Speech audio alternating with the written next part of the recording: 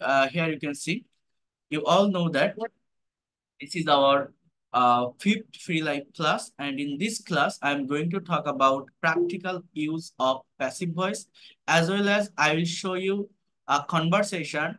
I mean, how can we make a conversation with someone? For making a particular conversation, what kinds of structure we need to use? I will show you that things. So first of all, if we come to the actual definition of passive voice, here you can see, দেখেন voice জিনিসটা কি। আগে আমরা একটু প্রথম থেকে দেখি, বোঝার ট্রাই করেন। কিছু কথা, কিছু কাজ, কিছু ঘটনা সাবজেক্ট বা কর্তা নিজে সম্পূর্ণ করে থাকে, দেখেন। আবার কিছু কাজ, কিছু ঘটনা অন্যের দ্বারা সম্পূর্ণ হয়ে থাকে। সো এই ধরনের কথা, কাজ বা ঘটনার প্রকাশভঙ্গিকে মূলত ভয়েস বা বাক্য বলে। অর্থাৎ ভয়েস মানে স্পিচ বা বাক্য, কথা, আমরা যা বলছি সেটাই।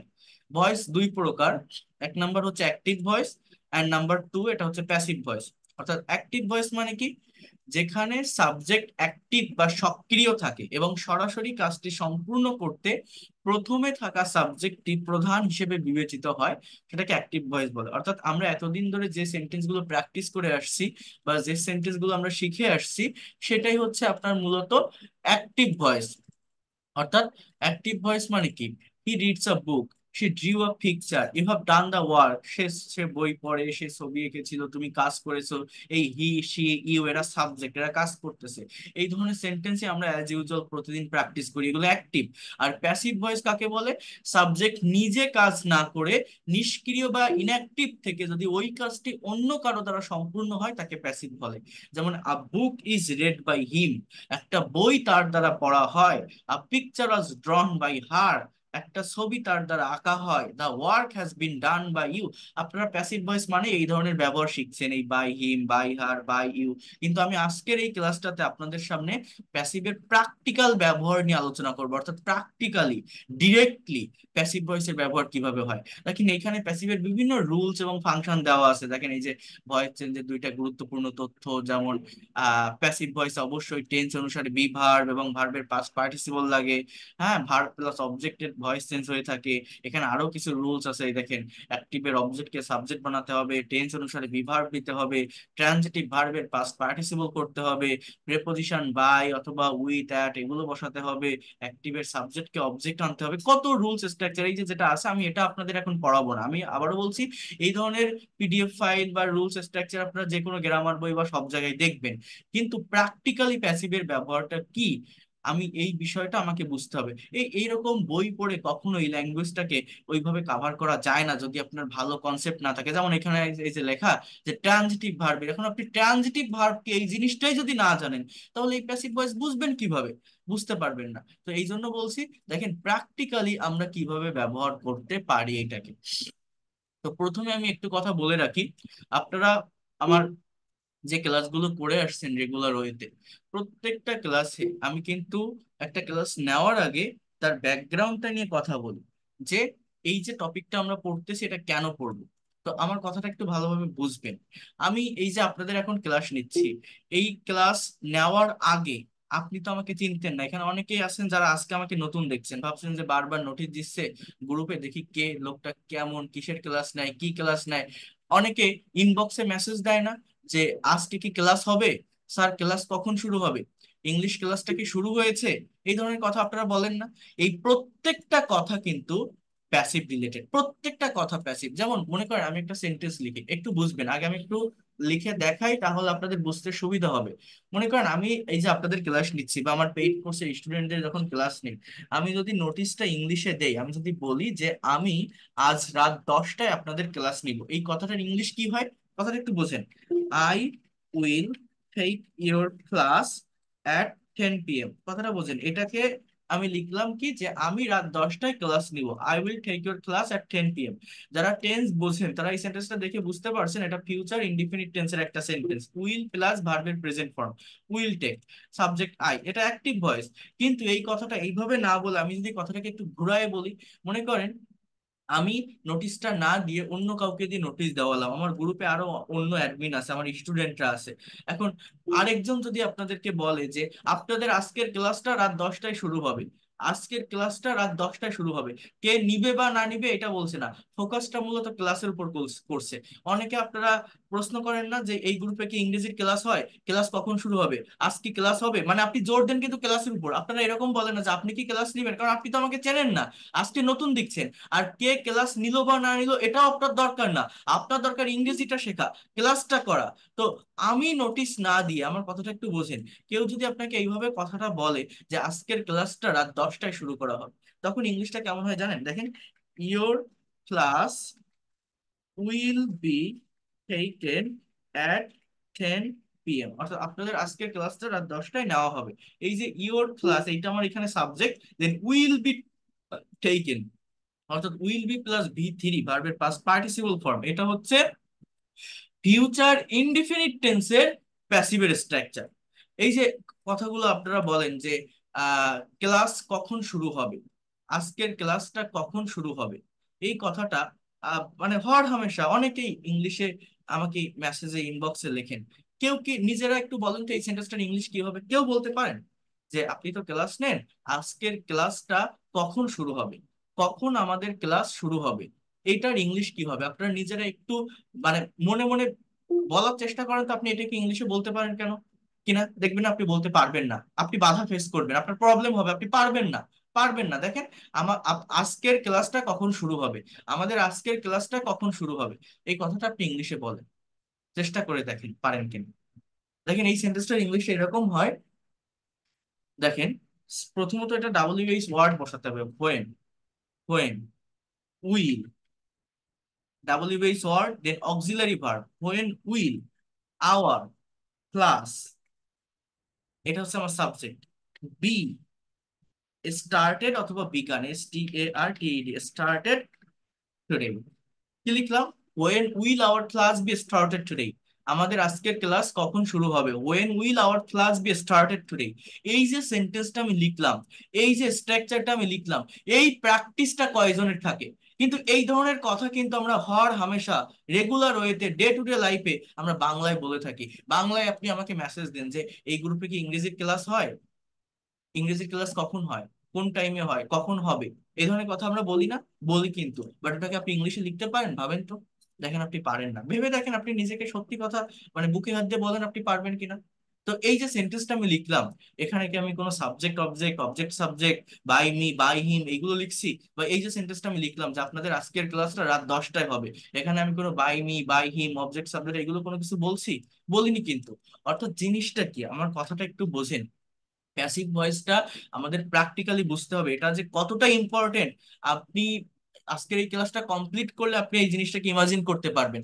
মনে করেন আপনি নতুন একটা দেশে গেলেন, নতুন একটা শহরে গেলেন, বাংলাদেশ থেকে ইংল্যান্ডে গেলেন, লন্ডনে গেলেন, আপনার একটা বাসায় থাকলেন, আপনার বাজার করা দরকার, আপনার কিছু মাছ কেনা দরকার, আপনি জানেন না মাছ কোথায় বিক্রি হয়, মাছের বাজার কোথায়।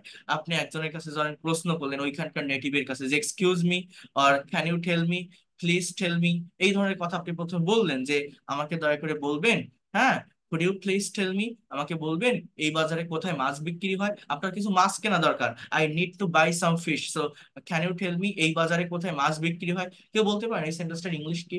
এই বাজারে কোথায় মাছ বিক্রি হয়, মাছ কোথায় বিক্রি করা হয়। দেখেন আমার সাবজেক্ট কি, আমার ওই লোকটা লাগবে কি, মাছ। এই মাছ কি নিজে নিজে বিক্রি হতে পারে?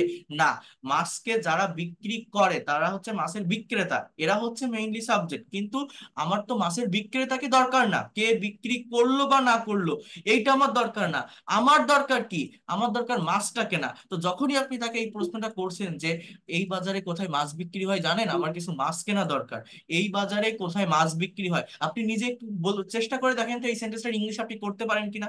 যে ক্যান ইউ টেল মি আর could you tell me, please tell me, excuse me, এই বাজারে কোথায় মাছ বিক্রি হয়, বলেন তো এটার ইংলিশ কি? দেখেন, ওয়ার, এই সেন্টেন্সটা দেখেন, where is fish sold in this market. এই যে সেন্টেন্সটা আমি লিখলাম, এই সেন্টেন্সের যে স্ট্রাকচার এই যে আমি লিখলাম, এই প্র্যাকটিসটা কয়জনের থাকে? Where is fish sold in this market, আগে WH word then auxiliary verb then subject then main verb, is plus সেলের পাস্ট পার্টিসিপল সোল্ড, এটা প্রেজেন্ট ইনডিফিনিট টেন্সের প্যাসিভ ভয়েস, একটা কাজ অ্যাজ ইউজুয়াল হয়। আমি বললাম যে কোথায় মাছ বিক্রি হয়, তো এই যে সেন্টেন্সটা লিখলাম এই প্র্যাকটিসটা কয়জন করে বলেন? কি লিখলাম, where is fish sold in this market. তো এই প্র্যাকটিসটা আমাদের থাকে না, এবং এইটা না থাকার কারণেই আমাদের বড় একটা ল্যাক হয়ে যায় এই ইংলিশে কথা বলা নিয়ে। আমরা শুধু I eat rice, he goes to school, he drives A car, he draws a picture, এগুলো প্র্যাকটিস করি যে he writes a letter, he doesn't write a letter, does he write a letter. কিন্তু এই সেন্টেন্স গুলো কয়জন practice করেন? এই যে প্র্যাকটিক্যালি প্যাসিভের ব্যবহার যে কত বেশি হয়, প্যাসিভ সম্পর্কে যদি ক্লিয়ার কনসেপ্ট না থাকে, আপনি কখনোই আপনার মনের ভাবটাকে 100% ফ্লুয়েন্সি আপনি দিতে পারবেন না, ইংলিশে কথা বলতে পারবেন না। আরেকটা সেন্টেন্স বলি, খেয়াল করেন। মনে করেন এই যে আমি এখন আপনাদের ক্লাস নিচ্ছি, একদম প্র্যাকটিক্যালি বোঝার ট্রাই করেন জিনিসটা কি। আমি এই যে আপনাদের ক্লাস নিচ্ছি, এখন আমি আমার অফিসে বসে আছি, আমার বাসায় আমার বেডরুমটা পরিষ্কার করা দরকার। এখন আমার বাসায় একটা কাজের মেয়ে আছে, ফর এক্সাম্পল তার নাম রহিমা। কথাটা একটু বুঝবেন, কি বলছে, আমার বাসায় একটা কাজের মেয়ে আছে তার নাম রহিমা। প্র্যাকটিক্যালি বোঝেন।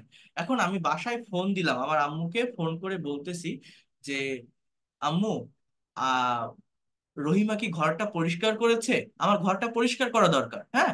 তো আমি কি বলছি দেখেন, রহিমা কি ঘরটা পরিষ্কার করেছে, এই সেন্টেন্সটার ইংলিশ কি? এটা কোন টেন্স আগে এটা বুঝতে হবে। দেখেন, এটা প্রেজেন্ট পারফেক্ট টেন্সের একটা সেন্টেন্স, এ করেছে, গিয়েছে, নিয়েছে, প্রেজেন্ট পারফেক্ট টেন্স। তো সেন্টেন্সটার ইংলিশটা এরকম হয় যে Rahima has Rahima clean or move, যে কোনো কিছু বলতে পারেন। Clean the room, has Rahima clean the room. এখন আমার মা যদি ওই পাশ থেকে উত্তর দেয় যে হ্যাঁ সে কাজ ঘরটা পরিষ্কার করেছে, so Rahima has clean, clean the room, Rahima ঘরটা পরিষ্কার করেছে, আমার এটা অ্যান্সার। এই দুইটা কিন্তু অ্যাক্টিভ ভয়েস, এটা প্রেজেন্ট পারফেক্ট টেন্সের সেন্টেন্স, সাবজেক্ট কে, রহিমা।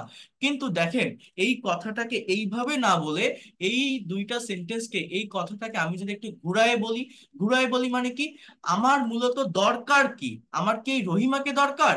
আমি যে ফোনটা করলাম, আমি কি জন্য ফোন করলাম? রহিমার খোঁজ নিতে, নাকি আমার ঘরটা পরিষ্কার হলো কিনা সেইটা জানতে? আমার দরকার কি, আমার মূলত লাগবে কোন জিনিসটা? আমার ঘর, আমার ঘর পরিষ্কার হয়েছে কিনা আমি মূলত জানতে চাচ্ছি কিন্তু সেইটা।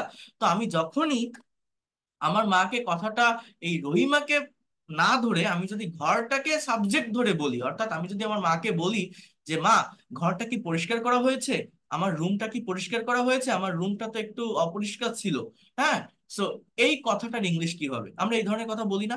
অর্থাৎ কে পরিষ্কার করলো বা না করলো এটা আমার দরকার না, সে আমার কাজের মহিলাও করতে পারে, আমার ভাইও করতে পারে, বোনও করতে পারে, আমার মাও করতে পারে, যে করে করুক, আমার দরকার কি, আমার ঘরটা পরিষ্কার হলে হলো। তো আমি যদি ফোন করে বলি যে আমার ঘরটা কি পরিষ্কার করা হয়েছে, ঘরটা কি পরিষ্কার করা হয়েছে, এই সেন্টেন্সটার ইংলিশ কি হবে বলতে পারেন? ঘরটা কি পরিষ্কার করা হয়েছে বলি না আমরা? তো দেখেন, তখন সেন্টেন্সটা এরকম হয়, has the room been clean, has the room been clean. আপনার যদি মানে অ্যাফার্মেটিভ করেন, যে ওই পাশ থেকে যদি আপনার মা বলে হ্যাঁ তোমার ঘরটা পরিষ্কার করা হয়েছে, তো your room has been clean, কি হচ্ছে, যে the room has been clean. So have বা has plus V three, present perfect টেন্সের অ্যাক্টিভের স্ট্রাকচার, হ্যাভ বা has been plus V three, present পারফেক্টের প্যাসিভের স্ট্রাকচার। হ্যাঁ, সো এটা হচ্ছে প্যাসিভ। এটা প্যাসিভ কেন হলো বা এই স্ট্রাকচার কেন হলো? আমার সাবজেক্ট হচ্ছে দ্য রুম, রুম হচ্ছে ইনঅ্যাক্টিভ, নিষ্ক্রিয়, এটা নিজে নিজে পরিষ্কার হতে পারে না, কেউ একজন করলে তারপর হয়, বাট কে করলো বা না করলো তাকে আমি মেনশন করলাম না, আমার দরকারও না। আমার দরকার আমার রুমটা পরিষ্কার হলো কিনা। অনেকে আছেন না, বাইরের দেশে থাকেন, বিদেশে থাকেন, প্রবাসে থাকেন, টাকা ইনকাম করে বাংলাদেশে বাড়ি তৈরি করছেন। এখন আপনি বাংলাদেশে মনে করেন একটা বাড়ি করছেন, আর আপনার আহ একটা কন্ট্রাক্টর বা একজন ইঞ্জিনিয়ার আপনার আছে। তো আপনি যদি ফোন দেন যে কি ইঞ্জিনিয়ার সাহেব, কন্ট্রাক্টর সাহেব, আমার বাড়ির কাজ কত দূর, ছাদ কি ঢালাই দেওয়া হয়েছে, দরজা জানলাগুলো কি লাগানো হয়েছে, এই ধরনের কথা আমরা বলি না? এই যে কথাগুলো আমি বলছি যে কি কন্ট্রাক্টর সাহেব, বাড়ির কাজ কত দূর, দরজা জানলাগুলো কি লাগানো হয়েছে, ছাদ কি ঢালাই দেওয়া হয়েছে, কাজটা কি কমপ্লিট হয়েছে, এই ধরনের কথা আমরা কিন্তু হর হামেশা বাংলায় বলি। বাট এদের ইংলিশটা কি হবে আপনি বলতে পারবেন? বলতে যান আপনি ধরা খেয়ে যাবেন, আপনি পারবেন না। কেন জানেন? কারণ এই ইংলিশ আপনি প্র্যাকটিস করেননি, কোনোদিনও করেননি। এটা হচ্ছে ডিরেক্ট প্যাসিভের ব্যবহার। আপনি গ্রামে, আপনি শহরে থাকেন, ঈদের ছুটিতে গ্রামে গেলেন, গ্রামে গিয়ে দেখছেন কি যে আপনার গ্রামে নতুন একটা মসজিদ তৈরি করা হয়েছে। তো আপনি, আপনার পাশে একটা বন্ধু আছে, তাকে আপনি ডেকে বলছেন বা খুব সুন্দর তো, আমাদের গ্রামে তো ভালো একটা মসজিদ তৈরি হয়েছে, এই মসজিদটা কবে তৈরি করা হয়েছে, এই মসজিদটা কবে তৈরি করা হয়েছে, এই কথাটা আপনি ইংলিশে বলেন তো পারেন কিনা? নিজে বলার চেষ্টা করেন। আমি কি বললাম, একটা বাংলা সেন্টেন্স বললাম যে এই মসজিদটা কবে তৈরি করা হয়েছে, ইংলিশ বলে দেখেন, আপনি পারছেন না। কেন জানেন? কারণ এর প্র্যাকটিস আপনার নেই। সো এই দেখেন, when was the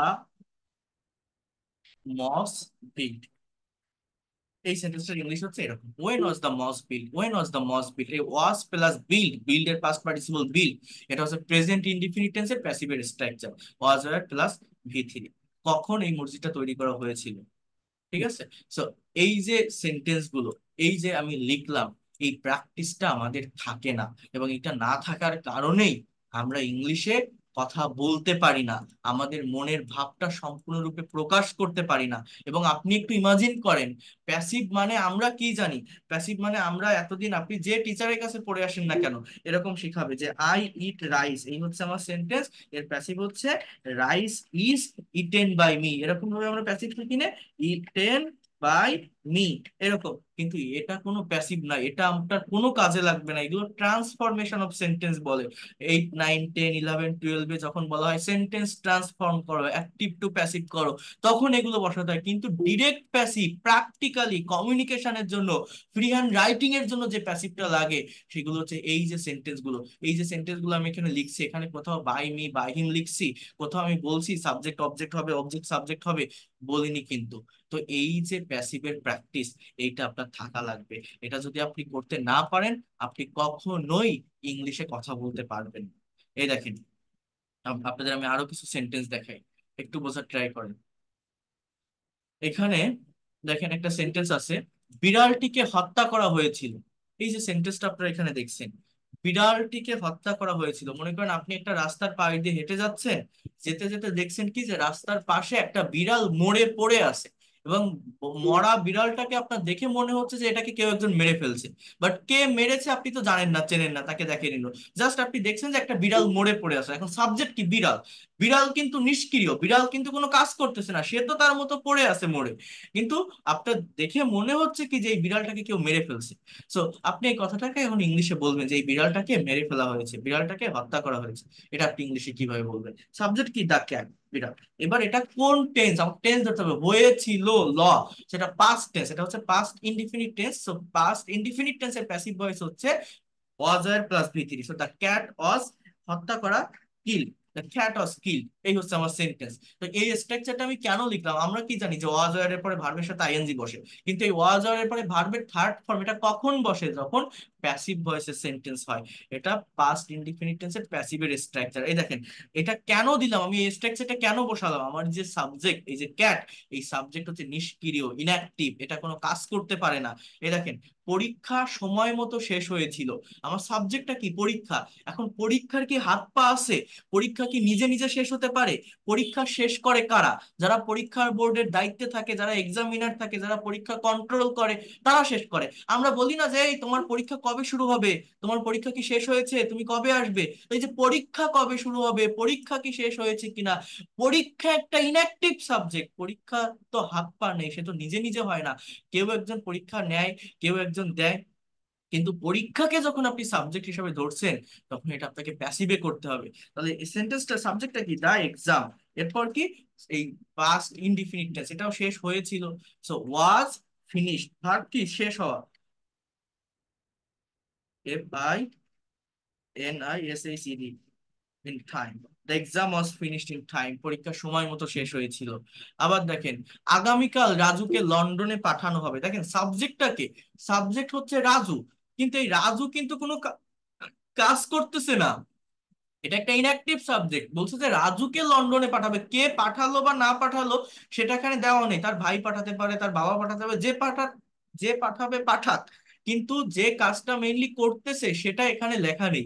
কি লেখা আছে? রাজু, যে রাজুকে লন্ডনে পাঠানো হবে। So এইটা আমার মেইনলি সাবজেক্ট, কিন্তু এই সাবজেক্টটা কি জানেন? এটা হচ্ছে নিষ্ক্রিয়, ইনঅ্যাক্টিভ সাবজেক্ট, এ কোনো কাজ করতেছে না, এই মানুষটাকে পাঠানো হচ্ছে। তো যখন এই ধরনের সাবজেক্ট আমার থাকছে, তখন আমার এটা ফিউচার টেন্স হবে লেখা, ফিউচার। কিন্তু এই ফিউচারের প্যাসিভের স্ট্রাকচার, তো ফিউচার ইনডিফিনিট টেন্সের প্যাসিভের স্ট্রাকচার উই শ্যাল বি বা উইল বি প্লাস ভি3।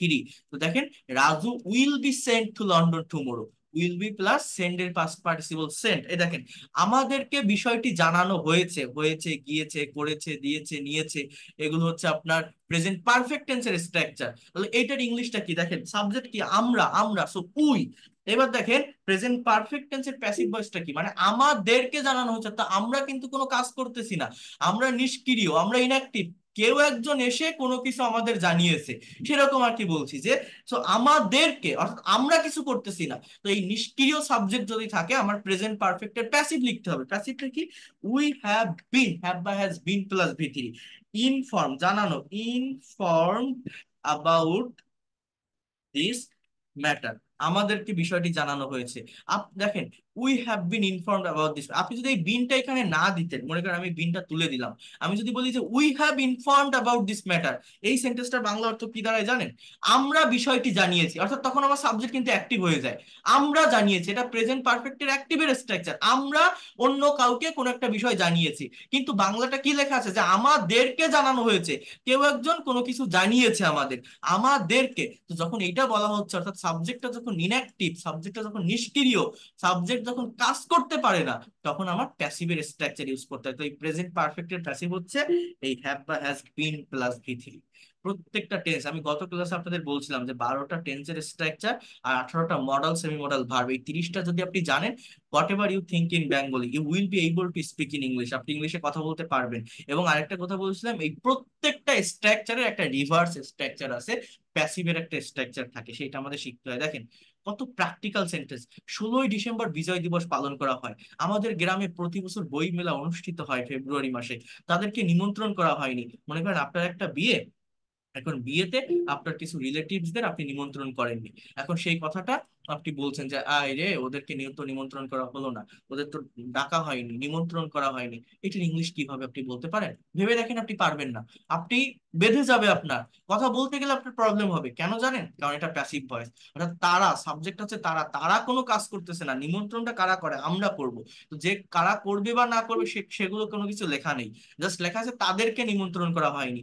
এটা পাস্ট ইনডিফিনিট বা প্রেজেন্ট পারফেক্ট দিয়ে এই সেন্টেন্সটাকে ইংলিশে করা যায়।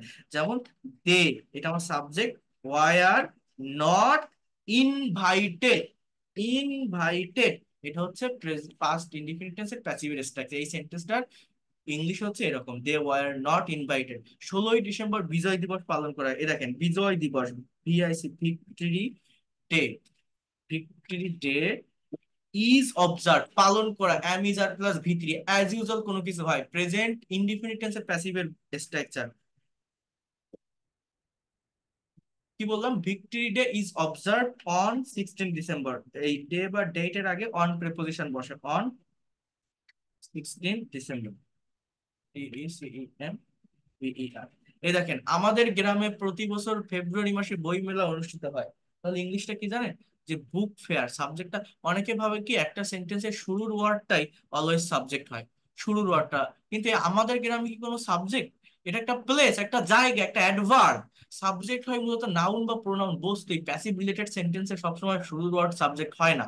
তো এর সাবজেক্টটা মূলত বই মেলা, যে the book fair is held in our village every year in February, প্রতি বছর ফেব্রুয়ারি মাসে আমাদের গ্রামে বইমেলা অনুষ্ঠিত হয়। তো এই যত সেন্টেন্স আপনি দেখছেন, প্রত্যেকটা সেন্টেন্স প্যাসিভ রিলেটেড, এবং এই ধরনের সেন্টেন্স গুলো ডে টু ডে লাইফে বলেন, নিউজ পেপার আর্টিকেলে বলেন, আমাদের কথাবার্তার ক্ষেত্রে বা রিটেন ইংলিশে বলেন, প্রচুর পরিমাণে আমাদের ব্যবহার করতে হয়। বাট এই সেন্টেন্সের ইংলিশ যেটা, সেই প্র্যাকটিসটা, প্র্যাকটিক্যাল প্র্যাকটিসটা আমাদের থাকে না, এবং এইভাবে প্যাসিভ ভয়েস আমরা কখনো প্র্যাকটিস করি না। আপনি যে কোনো টিচারের কাছে পড়তে যান বা শিখতে যান, আপনাকে প্যাসিভ শেখাবে, কিন্তু ওই সবাই জানে যে প্যাসিভ একটা ইম্পর্টেন্ট টপিক, একটা গ্রামেটিক্যাল টপিক, কিন্তু ওই অ্যাক্টিভ থেকে প্যাসিভ করো, সাবজেক্ট অবজেক্ট নাও, অবজেক্ট সাবজেক্ট নাও, এইভাবে শেখায়। কিন্তু ডিরেক্টলি প্যাসিভের যে ব্যবহার, হ্যাঁ, কমিউনিকেশনের জন্য, কনভারসেশনের জন্য বা রিটেন ইংলিশের জন্য, সেইটা আমরা ভালোভাবে জানি না। তো আমি আপাতত এই যে পর্যন্ত বললাম, প্যাসিভের অ্যাকচুয়াল সেন্সটা কি, মানে ঠিক কোন ধরনের সেন্টেন্স গুলো এই প্যাসিভের স্ট্রাকচার মেনটেন করে লিখতে হয়, এইটা আপনারা বুঝতে পারছেন কিনা এটা একটু জানাবেন। এরপর আমি আপনাদের প্যাসিভের স্ট্রাকচার গুলো একটু দেখাবো, দেখাই আমরা প্র্যাকটিক্যাল সেন্টেন্স গুলো ট্রান্সলেশন করবো, অর্থাৎ প্র্যাকটিক্যালি প্যাসিভ ভয়েসের ব্যবহারটা এইখান থেকে দেখবো, আমার এই ফ্রি হ্যান্ড রাইটিং এর ক্লাস থেকে। এটা খুবই ইম্পর্টেন্ট একটা টপিক হতে যাচ্ছে আপনাদের জন্য। লাস্ট পর্যন্ত থাকলে আপনার এই সময়টা বৃথা যাবে না। বাট এই পর্যন্ত যতটুকু বললাম যে প্যাসিভটা অ্যাকচুয়ালি কি, কোন ধরনের সেন্টেন্স মূলত প্যাসিভ ভয়েস হয়ে থাকে, আপনারা কি এটা বুঝতে পারছেন? আমাকে একটু বলেন তো, একটু কনফার্ম করেন তো, বোঝা গেল যে প্যাসিভ জিনিসটা মূলত কি, হ্যাঁ, বা প্যাসিভের প্র্যাকটিক্যাল ব্যবহারটা কেমন, এটা আমাকে বুঝতে হবে। ওকে, সো এবার দেখেন তাহলে, বোঝার ট্রাই করেন। আমরা প্যাসিভের স্ট্রাকচারটা একটু দেখবো, যে প্যাসিভটা ঠিক কেমন, খেয়াল করেন।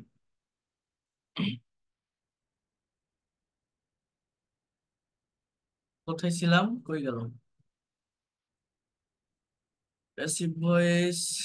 ওকে, খেয়াল করেন এখানে একটু দেখেন, আমাদের যে টেন্সের স্ট্রাকচার আছে, যারা টেন্স পারেন তারা প্যাসিভ পারবেন, যাদের টেন্স সম্পর্কে কনসেপ্ট নেই, আমি থার্ড ফ্রি ক্লাসে টেন্স পড়িয়েছিলাম, তো যাদের টেন্স সম্পর্কে কনসেপ্ট নেই তাদের প্যাসিভ ভয়েস বুঝতে একটু কষ্ট হবে। টেন্সের থেকেও প্যাসিভের স্ট্রাকচার আরো সহজ।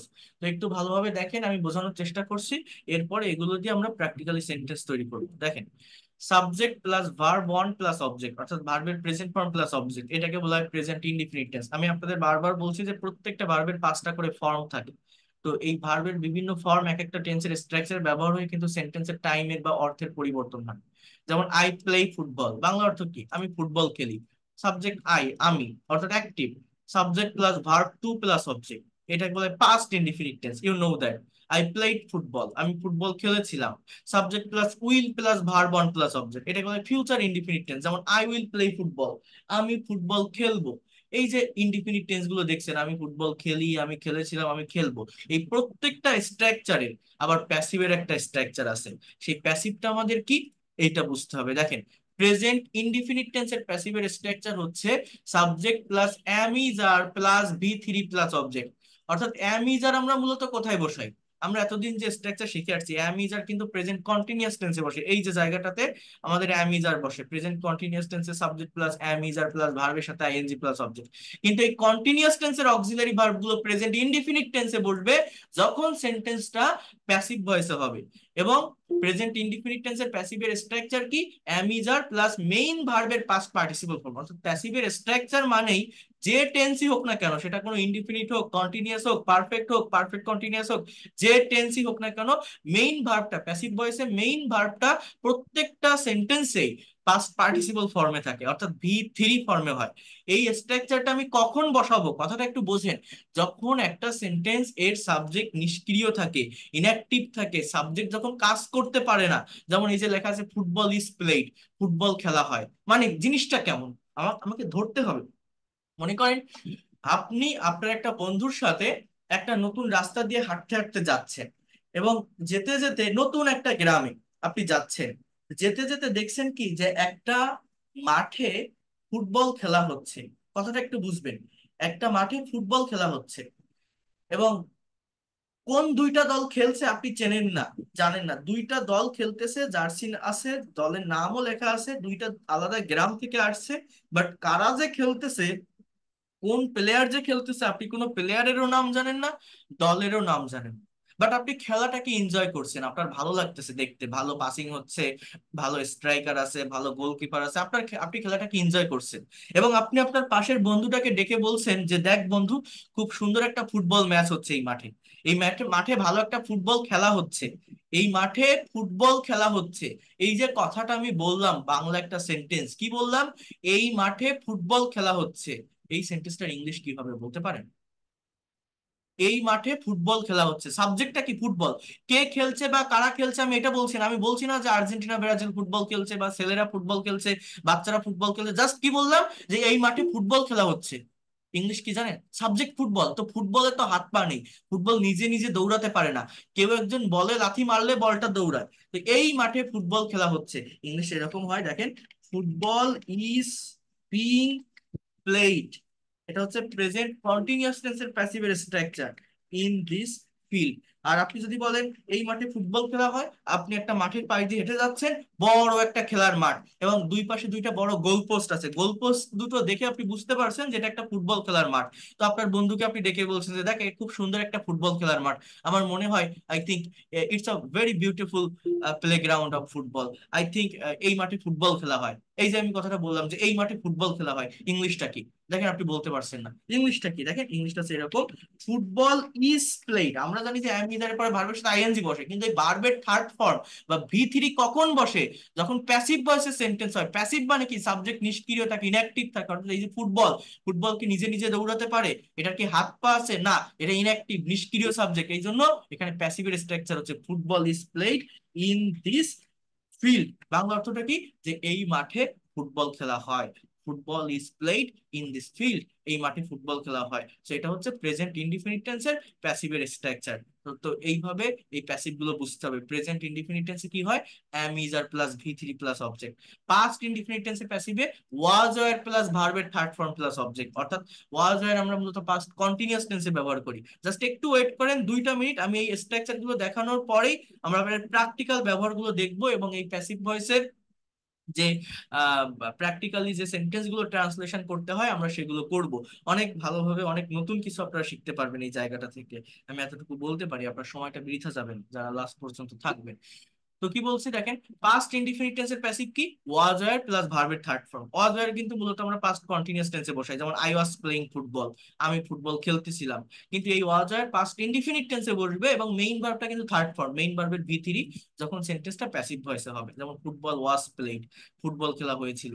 ফিউচার ইনডিফিনিট টেন্সের স্ট্রাকচার উইল প্লাস ভার্বের present form, I will play football, এটার প্যাসিভ হচ্ছে will be plus V three, যেমন football will be played, Bangla অর্থ কি, ফুটবল খেলা হবে, ফুটবল খেলা হবে। তাহলে তিনটা ইনডিফিনিট টেন্সের প্যাসিভের স্ট্রাকচার কি, present indefinite tense am is are plus V three plus object, past indefinite tense was were plus V three plus object, future indefinite tense will be plus V three, will be plus ভার্বের past participle form plus object.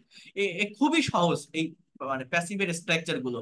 আর continuous টেন্সে দেখেন am is are was were বা will be এর পরে ভার্বের সাথে ING বসে। I am playing football, আমি ফুটবল খেলতেছি। আই ওয়াজ প্লেইং ফুটবল, আমি খেলতেছিলাম। I will be playing football, আমি ফুটবল খেলতে থাকবো। কিন্তু এটা প্যাসিভ যখন হয় তখন কি হয় জানেন, এই প্রত্যেকটা অক্সিলারি ভার্বের সাথে বিং যুক্ত হয়, আর এই মেইন ভার্ব কিন্তু পাস্ট পার্টিসিপল ফর্মে থাকবে। মানে প্রেজেন্ট কন্টিনিউয়াস টেন্সের প্যাসিভের স্ট্রাকচার হচ্ছে am is are being plus V three plus object. Past continuous এর প্যাসিভের স্ট্রাকচার হচ্ছে was were being plus V three plus object. Future continuous টেন্সের প্যাসিভের স্ট্রাকচার হচ্ছে will be being plus V three plus object. যেমন football is being played, football খেলা হচ্ছে। Football was being played, football খেলা হচ্ছিল। Football will be being played, football খেলা হতে থাকবে, হতে থাকবে।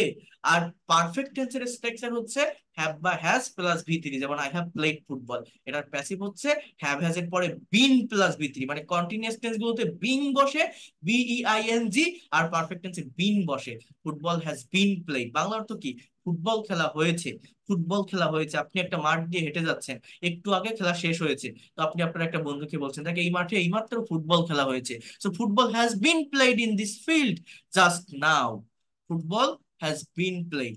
তাহলে আর আরেকটা কথা, আমি গতকাল আপনাদের মডাল ভার্বের ব্যবহার শিখিয়েছিলাম, এবং গতকাল আমি আপনাদেরকে বলছিলাম যে মডাল অক্সিলারি ভার্বের পর কিন্তু মেইন ভার্বের প্রেজেন্ট ফর্ম বসে, can, could, may, might, shall, should, will, would plus verb one.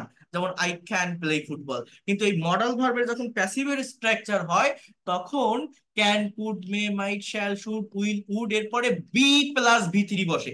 মডালের passive মানে can be, could be, should be plus main ভার্বের পাস্ট পার্টিসিপল, যেমন football can be played, Bangla অর্থ কি, ফুটবল খেলা যেতে পারে।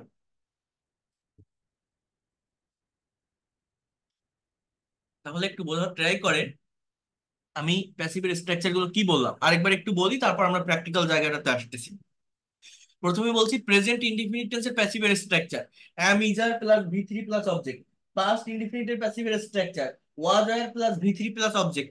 ফিউচার ইনডিফিনিট টেন্সের প্যাসিভের structure will be plus v3 plus object.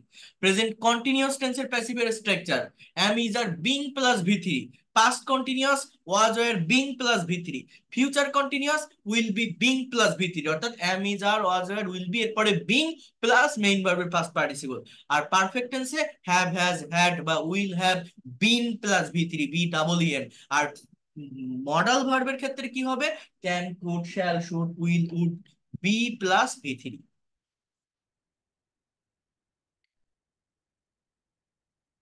তাহলে এবার একটু দেখার চেষ্টা করেন আমরা যদি প্র্যাকটিক্যালি কিছু সেন্টেন্স এই স্ট্রাকচার মেনটেন করে ট্রান্সলেট করি সেটা কেমন দাঁড়ায়। দেখেন, ট্রাই টু আন্ডারস্ট্যান্ড হিয়ার।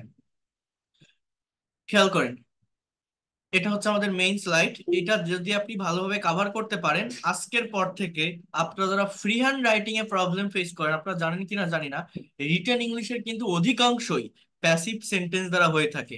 তো যারা ফ্রি হ্যান্ড রাইটিং এ প্রবলেম ফেস করেন এটা যদি ভালোভাবে কভার করতে পারেন, আজকের পর থেকে ফ্রি হ্যান্ড রাইটিং নিয়ে আপনার কোনো প্রবলেম হবে না। যেমন কি দেখেন, ফ্রি হ্যান্ড রাইটিং এ প্যাসিভ সেন্টেন্স এর ভূমিকা অত্যন্ত গুরুত্বপূর্ণ। কারণ যে কোনো রিপোর্ট তৈরি, বই, সংবাদপত্র ইত্যাদি যে কোনো ধরনের রিটেন ইংলিশের অধিকাংশ সেন্টেন্স প্যাসিভ দ্বারা হয়ে থাকে। যদিও প্যাসিভ ভয়েসের ক্ষেত্রে অনেকেই বাই এর ব্যবহারকে প্রাধান্য দিয়ে থাকে, কিন্তু বাস্তবে বাস্তবে ফ্রি হ্যান্ড রাইটিং এ বাই ছাড়াই প্যাসিভের ব্যবহার তুলনামূলক বেশি। এই যে কথাটা আমি আপনাদেরকে বললাম এতক্ষণ, যে বাই এর ব্যবহারের থেকেও বাই ছাড়া আমরা যখন প্র্যাকটিক্যালি সেন্টেন্স তৈরি করি, তখন প্যাসিভের ব্যবহার বেশি হয় প্র্যাকটিক্যালি সেন্টেন্স তৈরি করতে গেলে।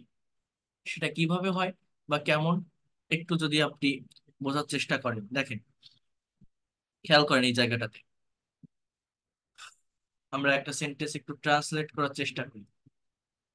কিভাবে এই বাংলা সেন্টেন্স গুলো, নিউজ আর্টিকেলের সেন্টেন্স গুলো, যেগুলো লং সেন্টেন্স, যেগুলো আমাদের বিভিন্ন কম্পিটিটিভ এক্সামে এসে থাকে, কিভাবে ট্রান্সলেট করতে হয়। একটা সুন্দর একটা সেন্টেন্স এখানে দেওয়া আছে, খেয়াল করেন।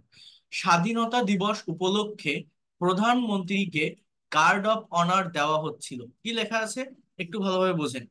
স্বাধীনতা দিবস উপলক্ষে প্রধানমন্ত্রীকে গার্ড অফ অনার দেওয়া হচ্ছিল। এরকম একটু বড় সেন্টেন্স দেখলেই আমরা ঘাবড়ে যাই। আমরা ভাবি যে কিভাবে ট্রান্সলেট করব, কি হবে, কোনটার পর কোনটা বসবে, সাবজেক্ট কোনটা, ভার্ব কোনটা। অনেকে এটা মনে করেন না যে একটা সেন্টেন্সের শুরুর ওয়ার্ডটাই অলওয়েজ সাবজেক্ট হয়। মনে হয় এই যে স্বাধীনতা দিবস, এটা আমার সাবজেক্ট, কিন্তু না। একটু বোঝার ট্রাই করেন। এই প্যাসিভ রিলেটেড সেন্টেন্সের সাবজেক্ট বের করার জন্য মূলত ভার্বের কাছে আসতে হয়। এইগুলো ট্রান্সলেট করা অতটা সহজ না। প্রথমত ভার্বের কাছে আসতে হবে। প্রত্যেকটা বাংলা সেন্টেন্স, আমার কথাগুলো ভালোভাবে বুঝবেন যদি আপনারা এই সেন্টেন্স ট্রান্সলেশন শিখতে চান। প্রত্যেকটা বাংলা সেন্টেন্সে ভার্ব লাস্টে থাকে, প্রত্যেকটা বাংলা সেন্টেন্সে ভার্ব শেষে থাকে। এবং সেই ভার্বকে যদি কি বা কাকে দ্বারা প্রশ্ন করা হয়, তাহলে অবজেক্ট পাওয়া যায়। অবজেক্ট হচ্ছে দুই প্রকার হয়। একটা হচ্ছে ডাইরেক্ট অবজেক্ট বা বস্তুবাচক, কি দিয়ে প্রশ্ন করলে হয়। আর একটা হচ্ছে ইনডাইরেক্ট অবজেক্ট বা ব্যক্তিবাচক, কাকে দ্বারা প্রশ্ন করলে এটা পাওয়া যায়। আমার কথাটা একটু মনোযোগ দিয়ে বুঝবেন। আমাদের আমাদের যে প্যাসিভ রিলেটেড যে সেন্টেন্স গুলো হয়ে থাকে, এই প্যাসিভ রিলেটেড সেন্টেন্সের সাবজেক্ট বের করার জন্য প্রথমে ভার্বকে কোশ্চেন করতে হয় কি বা কাকে দ্বারা। যেমন এই দেওয়া হচ্ছিল, এটাকে আপনি প্রশ্ন করেন যে কি দেওয়া হচ্ছিল আর কাকে দেওয়া হচ্ছিল, আপনার উত্তরটা কি আসবে? উত্তরটা কি আসবে? কি দেওয়া হচ্ছিল আর কাকে দেওয়া হচ্ছিল। দেখেন, উত্তরটা হচ্ছে যে প্রধানমন্ত্রীকে দেওয়া হচ্ছিল, আর একটা হচ্ছে গার্ড অফ অনার দেওয়া হচ্ছিল। অর্থাৎ এখানে দুটো অবজেক্ট আছে। অবজেক্ট মানে প্যাসিভের, অবজেক্ট মানে প্যাসিভের সাবজেক্ট। এই প্রধানমন্ত্রী যেটা, এটা হচ্ছে আপনার ইনডাইরেক্ট অবজেক্ট। আর গার্ড অফ অনার এটা ডাইরেক্ট অবজেক্ট, অর্থাৎ বস্তুবাচক। তো দুটো অবজেক্ট যদি আমার থাকে, কথাগুলো মনোযোগ দিয়ে বুঝবেন। দুটো অবজেক্ট যদি আমার থাকে, তাহলে ব্যক্তিবাচক অবজেক্টকে সবসময় প্রাধান্য দিতে হয়। আমার যদি দুটো অবজেক্ট থাকে, অলওয়েজ ব্যক্তিবাচক অবজেক্টকে প্রাধান্য দিতে হয়। অর্থাৎ এই সেন্টেন্সের সাবজেক্টটা মূলত দ্য প্রাইম মিনিস্টার। সাবজেক্টটা স্বাধীনতা দিবস না, কি, দা প্রাইম মিনিস্টার। খেয়াল করেন, দা প্রাইম মিনিস্টার, এই যে সাবজেক্ট আমি বসালাম, এই সাবজেক্টের পরেই আমাদের কিন্তু প্রত্যেকটা বাংলা সেন্টেন্সে ভার্ব বসাতে হয়। সাবজেক্টের পরে কি বসাতে হয়? ভার্ব বসাতে হয়। সরি, মানে ইংলিশ সেন্টেন্সে ভার্ব বসাতে হয়। বাংলা সেন্টেন্স গুলোতে ভার্ব লাস্টে থাকে, কিন্তু ইংলিশ সেন্টেন্সে ভার্ব কোথায় থাকে? ইংলিশ সেন্টেন্সে ভার্ব সাবজেক্টের পরে থাকে। তো এই সাবজেক্টের পরে আপনি যখন ভার্বটা বসাবেন, খেয়াল করেন, সেইটা টেন্স মেনটেন করে বসাতে হবে। যেমন এখানে লেখা আছে দেওয়া হচ্ছিল। এই দেওয়া হচ্ছিলটা দেখে আপনার কি মনে হচ্ছে এটা কোন টেন্সে আছে? আপনি যদি ভার্বটাকে সঠিকভাবে বসাতে না পারেন, কখনোই একটা সেন্টেন্সকে কারেক্ট করতে পারবেন না। তো আপনি এটা বলেন যে কোন টেন্সে এটা লেখা, কোনো কিছু হচ্ছিল বা চলছিল। এটা হচ্ছে আপনার পাস্ট ইনডিফিনিট টেন্সের একটা স্ট্রাকচার। কোন টেন্স বললাম?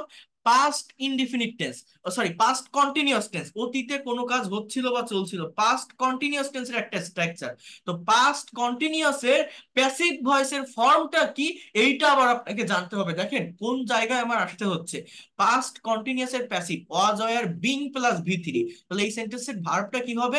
The prime minister was being, এরপর দেওয়া ইংরেজি গিভ, এর past participle given.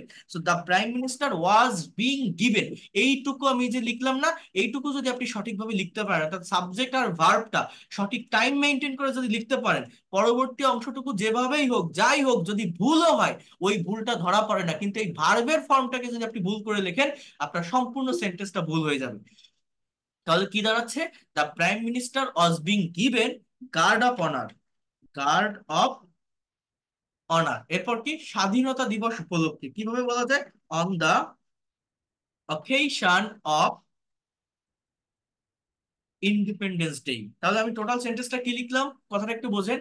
The prime minister was being given guard of honour on the occasion of independence day.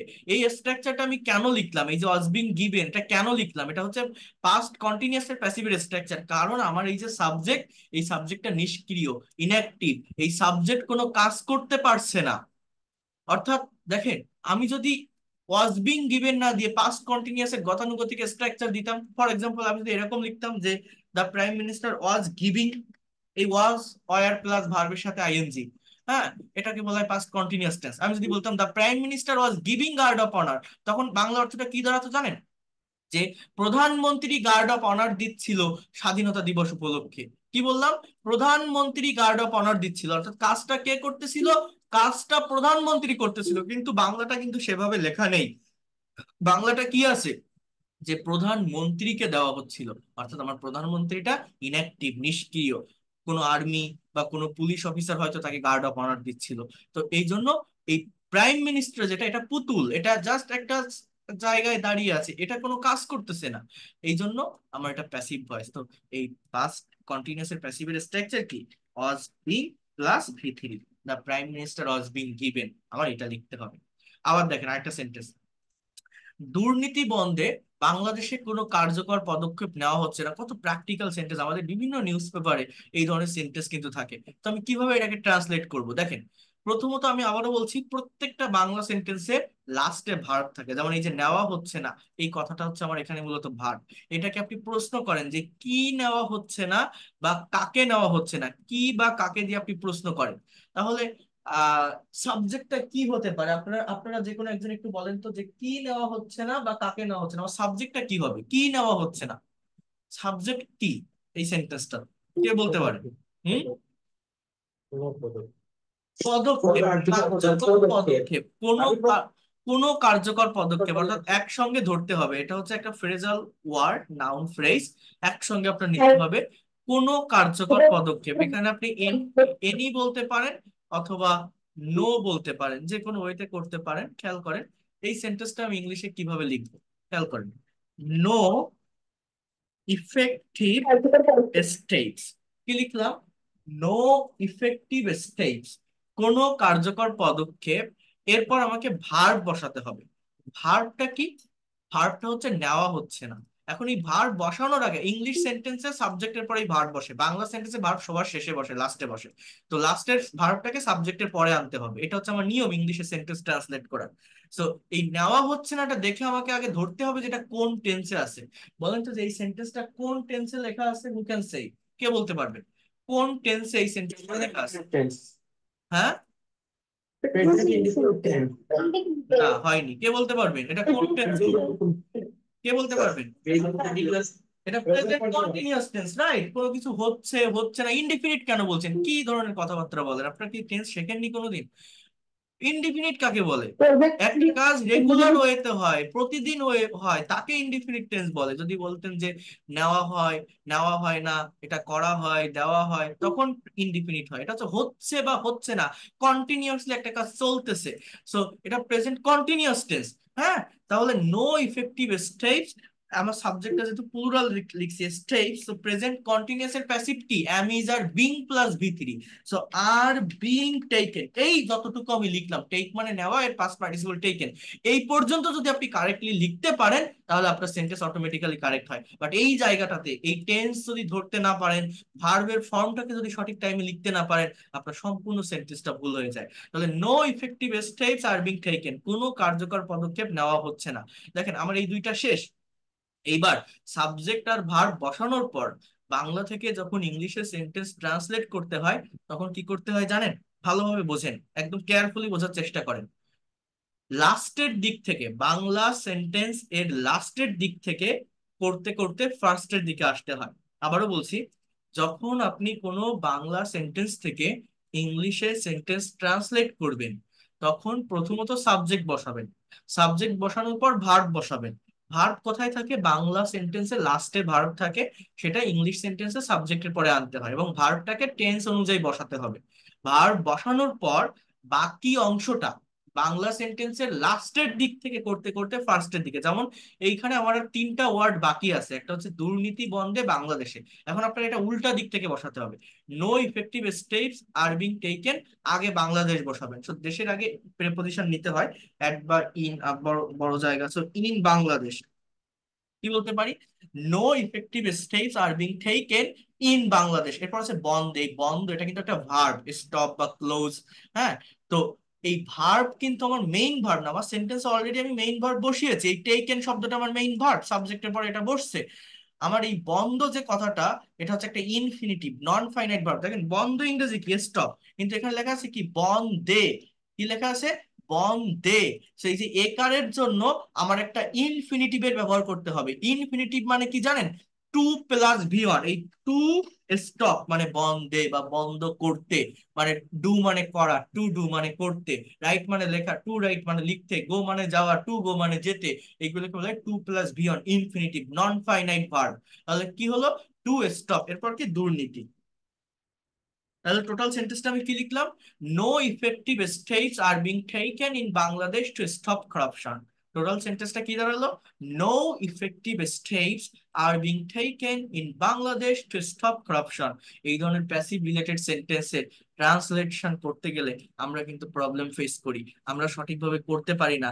একটা সেন্টেন্সের সাবজেক্ট কোনটা, ভার্ব কোনটা, বা কোনটার পর কোনটা বসাবো, একটু বড় সেন্টেন্স দেখলেই গায়ে জ্বর চলে আসে, আমরা ভালোভাবে করতে পারি না। বাট এইটা কিন্তু প্র্যাকটিক্যালি শিখতে হয়, এটাই অ্যাকচুয়াল ল্যাঙ্গুয়েজ। আপনি যদি ইংলিশে প্রফেশনাল হতে চান, এক্সপার্ট হতে চান, এই ল্যাঙ্গুয়েজটাকে নিজের একটা অ্যাসেট বা সম্পদ হিসাবে নিতে চান, আপনাকে এইগুলোই প্র্যাকটিস করতে হবে। ইংলিশ মানে এটা না যে বাসে এটা বলতে হয়, ট্রেনে ওটা বলতে হয়, এই এক্সপ্রেশন গুলো শিখলে আপনি পারবেন, বা এটা প্লাস এটা প্লাস এইটা, এই যে হাজারো সেন্টেন্স হয়।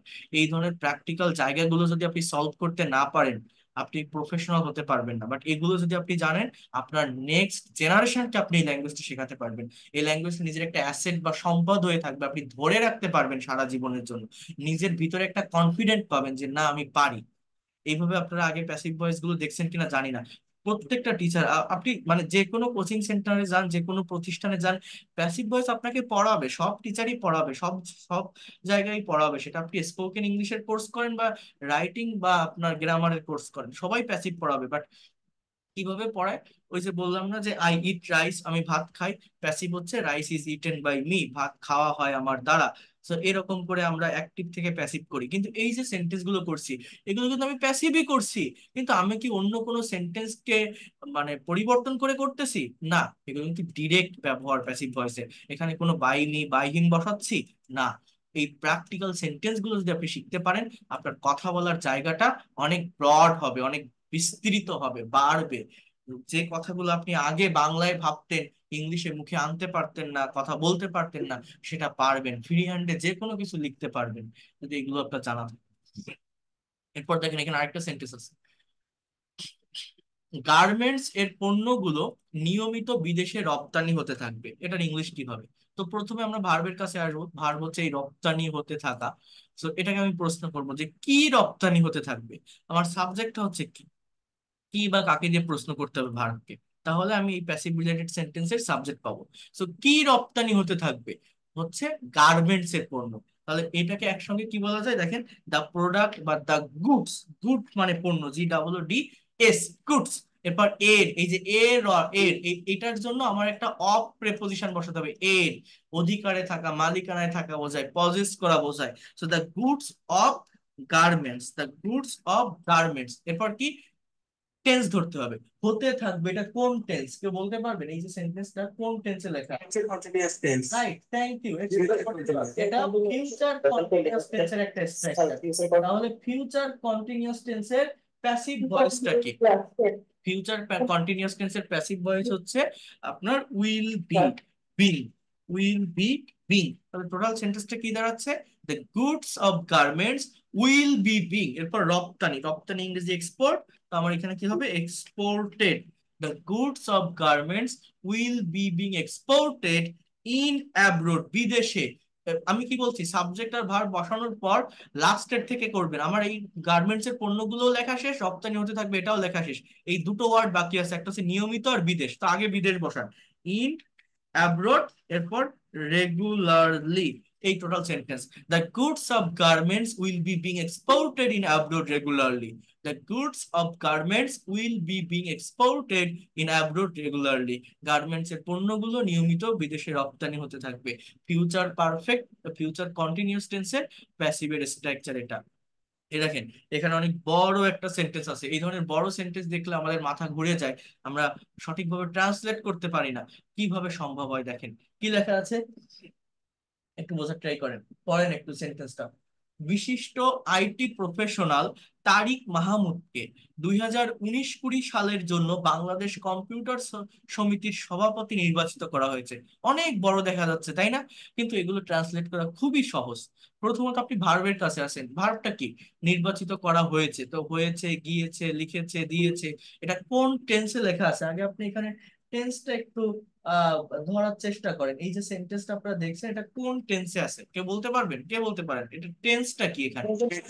Present perfect tense, right, thank you, excellent. কে বললেন? Nahid, excellent, present perfect tense. So এবার আমার সাবজেক্টের কাছে আসতে হবে যে কি নির্বাচিত করা হয়েছে, কাকে করা হয়েছে। দুটো ওয়ার্ড দ্বারা আপনি কোশ্চেন করতে পারবেন, হোয়াট এবং হুম। যদি দুটোই হয় তখন ব্যক্তিবাচকটাকে প্রাধান্য দিতে হয়। একটা হচ্ছে বাংলাদেশ কম্পিউটার সমিতির সভাপতি নির্বাচিত করা হয়েছে, আর একটা হচ্ছে এই তারিক মাহমুদকে করা হয়েছে। তাহলে আপনি ব্যক্তিটাকে সামনে নেন, সাবজেক্টে নেন যে বিশিষ্ট আইটি প্রফেশনাল তারিক মাহমুদ। বিশিষ্ট ইংরেজি রিনাউন্ড, প্রমিনেন্ট, ফেমাস, এগুলো বলা যায় কিন্তু। Renowned IT professional, renowned IT, PROFESSIONAL, renowned IT professional Tariq Mahmud, MAHMUD, renowned IT professional Tariq Mahmud. এবার আমি ভার্ব বসাবো, সাবজেক্ট যেহেতু third person singular, present perfect টেন্সে হ্যাভ হ্যাজ এর ভিতর হ্যাজ হয়, তাহলে হ্যাজ বিন। প্রেজেন্ট পারফেক্ট টেন্সের প্যাসিভের স্ট্রাকচার কি? হ্যাভ বা হ্যাজ বিন প্লাস V3। এখন ভার্বের থার্ড ফর্মটা কি? নির্বাচিত। এটা আপনার সিলেকশন বা ইলেকশন যে কোনো কিছু হতে পারে, ভোটের মাধ্যমে হলে ইলেক্ট, আর এমনি মানে সিলেক্ট করে হলে তো select. So renowned IT professional Tariq Mahmud has been elected, আমি এরকম লিখলাম, ELECTED, ইলেক্টেড। এই হচ্ছে সাবজেক্ট আর ভার্ব। এই দুটো যদি আপনি বসাতে পারেন, তারপরে কি করতে হবে বললাম, লাস্টের দিক থেকে করতে করতে ফার্স্টের দিকে আসতে হবে।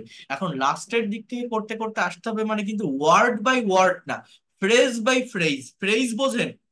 একগুচ্ছ ওয়ার্ড, কিছু কিছু ওয়ার্ডে কিছু কিছু মানে ওয়ার্ড একটার সাথে আরেকটা কানেক্টেড থাকে। যেমন বিশিষ্ট আইটি প্রফেশনাল তারিক মাহমুদ, এটাকে বলা হয় একটা ফ্রেজ, একসঙ্গে একটা নাউন ফ্রেজ। এই তারিক মাহমুদটা মেইন ওয়ার্ড বা নাউন, এটাকে মডিফাই করতেছে, প্রি মডিফাই করতেছে এই প্রফেশনাল, আইটি বা এই বিশিষ্ট, এই শব্দগুলো। এবং এইগুলোকে কি বলা হয় জানেন? প্রি মডিফায়ার অফ অ্যাজেক্টিভ, এই ওয়ার্ডগুলোকে বলা হয়। একটা হেড ওয়ার্ডকে মডিফাই করতেছে, মানে টোটাল 4টা ওয়ার্ড মিলে আমার একটা নাউন ফ্রেজ হচ্ছে। এইটাই কিন্তু আমার সাবজেক্ট, এতটুকু ধরেই। এরপরে আমি ভার্ব বসালাম, এরপরে আমার কি বসাতে হবে দেখেন, সভাপতি। লাস্টের থেকে করতে করতে আসেন, renowned IT professional Tariq Mahmud has been elected the president, president. এবার কিসের প্রেসিডেন্ট? বাংলাদেশ কম্পিউটার সমিতির। এই তিনটা হচ্ছে একগুচ্ছ ওয়ার্ড, এই তিনটা ওয়ার্ড মিলে কিন্তু একটা ফ্রেজ। তো এই তিনটাকে একসঙ্গে ধরেন যে এই যে সমিতির, এই যে কথাটা আছে না, এটার জন্য আমার একটা অফ প্রেপোজিশন আসবে। Renowned IT professional Tariq Mahmud has been elected the president of, মানে এর, of Bangladesh computer society, Bangladesh computer society. এরপর কি আছে যে 2019-20 সালের জন্য, ফর 2019-20। তাহলে টোটাল সেন্টেন্সটা কি লিখলাম, যে renowned IT professional Tariq Mahmud has been elected the president of Bangladesh computer society for 2019-20। দেখছেন কত সহজ।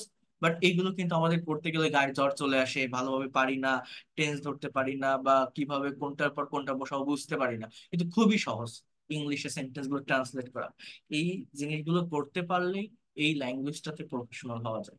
এরপর দেখেন, আমি আরেকটা কথা বলি, এটা কিন্তু চেঞ্জ করা যায়। যেমন এই সাবজেক্ট এটাকেও নেওয়া যায়, আপনি এইভাবেও সেন্টেন্সটা করতে পারেন, the president of Bangladesh computer society. এরপরে এই যে ফর 2019-20, এটা আপনি একসাথে নেন, সমস্যা নেই। এইভাবে সেন্টেন্সটা করা যায়, the president of Bangladesh computer society for 2019-20 লেখার পর আপনি এটা দেন যে হ্যাজ বিন ইলেক্টেড। হ্যাঁ, তারপরে আপনি এই renowned IT professional Tariq Mahmud. তো এই ব্যক্তির কাছে বা কোনো ব্যক্তির প্রতি বা পর্যন্ত বোঝাতে একটা টু প্রেপোজিশন ব্যবহার করতে হয়। এখানে একটা টু বসালে সেন্টেন্সটা বেশি অ্যাপ্রোপ্রিয়েট হয়। মানে এই সেন্টেন্সটা দুই ভাবেই লেখা যায়, আমার দুটোই সাবজেক্টে নেওয়া যায়, প্রেসিডেন্টটাকেও সাবজেক্ট করা যায়, এই তারিক মাহমুদকেও সাবজেক্ট করা যায়। তো আমি যদি প্রেসিডেন্টকে করি তাহলে কেমন দাঁড়ায় জানেন, এই দেখেন, the president of Bangladesh computer society for 2020-20, মানে বাংলাদেশ কম্পিউটার সমিতির সভাপতি 2019-20 সালের জন্য হ্যাজ বিন ইলেক্টেড, নির্বাচিত করা হয়েছে, two renowned IT professional Tariq Mahmud, অর্থাৎ তারিক মাহমুদকে, বিশিষ্ট আইটি প্রফেশনাল তারিক মাহমুদকে। আবার কি করা যায় বললাম, যে renowned IT professional Tariq Mahmud has been elected, মানে রিনাউন্ড আইটি প্রফেশনাল তারিক মাহমুদকে নির্বাচিত করা হয়েছে the president of Bangladesh computer society for 2019-20। যে কোনো একটাকে সাবজেক্টে এনে করা যায়, বাট দুটো সাবজেক্টের ভিতর ব্যক্তিবাচক সাবজেক্টকে প্রাধান্য দেওয়া বেটার, মানে অবজেক্টের ভিতর ব্যক্তিটাকে প্রাধান্য দেওয়া বেটার। এই জন্য এই প্রথম সেন্টেন্সটা বেশি অ্যাপ্রোপ্রিয়েট হয় বা বেশি পারফেক্ট হয়। আমার কথাটা কি কেউ বুঝতে পেরেছেন এখানে? আমি যেটা আপনাদেরকে বললাম বোঝা যায়, যা যা বলছি, বা শিখতে পারছো কিছু? কিছু কি শিখতে পারে মনে হয়? আপনাদের কি মনে হয় জিনিসগুলো ইফেক্টিভ বা কাজে লাগার মতো, বা মনে হচ্ছে এগুলো দরকার আমাদের এই ল্যাঙ্গুয়েজ শেখার জন্য?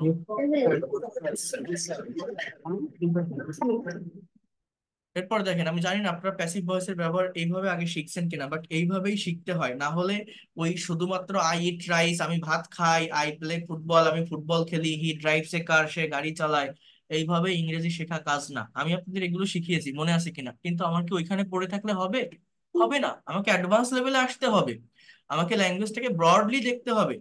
আমরা ল্যাঙ্গুয়েজের অরিজিনটা বের করি, আমি সবসময় এই চেষ্টাটা করি যে আমি যে ইংলিশে কথা বলবো, আমি যে লিখবো, আমি কথা বলতে পারছি না কেন, আমি লিখতে পারছি না কেন, আমার প্রবলেমটা ঠিক কোথায়, এই ধরনের সেন্টেন্স গুলোকে আমি ইংলিশে ডেসক্রাইব করতে পারছি না, তাহলে এইটাকে ডেসক্রাইব করার জন্য আমার কি লাগবে, আমি সেই জায়গাটা ফাইন্ড আউট করব। তো তার জন্য সেই ফাইন্ড আউটের জায়গাটা থেকে এইটা অনেক বেশি ইম্পর্ট্যান্ট একটা পার্ট এই ল্যাঙ্গুয়েজটা শেখার জন্য।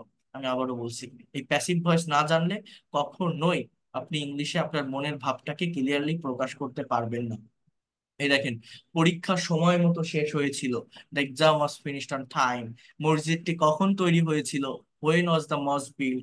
সড়ক দুর্ঘটনায় 10 জন লোক মারা গিয়েছিল। এই ধরনের কথা আমরা আমাদের ডে টু ডে লাইফে বাংলায় বলে থাকি না, ব্যবহার করে থাকি না, বিভিন্ন টিভিতে, খবরে, নিউজ পেপারে দেখে থাকি। বাট ইংলিশে করতে গেলে এই প্যাসিভ মেনটেন করে করতে হয়। 10 people were killed on the road accident। হ্যাঁ, এ দেখেন, এখানে অনেক বড় একটা প্যাসেজ আছে, করতে পারেন আপনারা। আমার যারা পেইড কোর্সের স্টুডেন্ট আছে ওদেরকে আমি এগুলো করাই, প্র্যাকটিস করাই, ওদের কাছ থেকে ফিডব্যাক নেই। বাট আপনারা তো এখানে ফ্রি ক্লাস করছেন, আপনাদের কাছ থেকে তো ওইভাবে নেওয়া সম্ভব হয়ে ওঠে না। বাট আমি ফ্রি ক্লাসেও কিন্তু আমার জায়গা থেকে, যারা প্রথম দিন থেকে আমার এই ফ্রি ক্লাস গুলো করে আসছেন, আমি সর্বোচ্চটা দিয়ে চেষ্টা করি, যতটা দেওয়া সম্ভব হয় আমার জায়গা থেকে আমি ততটা আপনাদের দেই, ফুল ইফোর্ট দিয়ে আমি কিন্তু এখানে পড়িয়ে যাচ্ছি। এই আজকে পর্যন্ত, আজকে তো ফিফথ ফ্রি লাইভ ক্লাস চলতেছে। আজকে প্রচুর স্টুডেন্ট ভর্তি হয়েছেন, আমি জানি না কেন এতগুলো স্টুডেন্ট ভর্তি হয়েছেন। আমি ভাবছিলাম যে 22 তারিখেই, মানে প্রাইভেট ব্যাচের নতুন গ্রুপটা 22 তারিখেই করবো, বাট আমার আজকেই করতে হবে, তা না হলে আমি সামলাই পারবো না। কারণ এত স্টুডেন্ট একসঙ্গে ভর্তি হবেন আমি এটা এক্সপেক্ট করিনি আগে।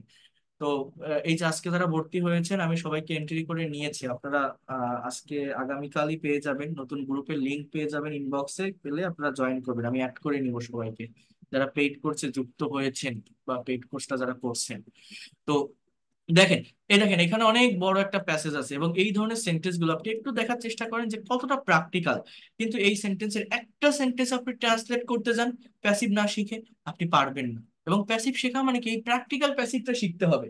যেমন দেখেন, আধুনিক বিশ্বের প্রায় সকল কর্মকাণ্ডে তথ্য প্রযুক্তির ব্যবহার হয়। তথ্য প্রযুক্তির ব্যবহারের মাধ্যমে জটিল কাজকে সহজভাবে সম্পাদন করা যায়।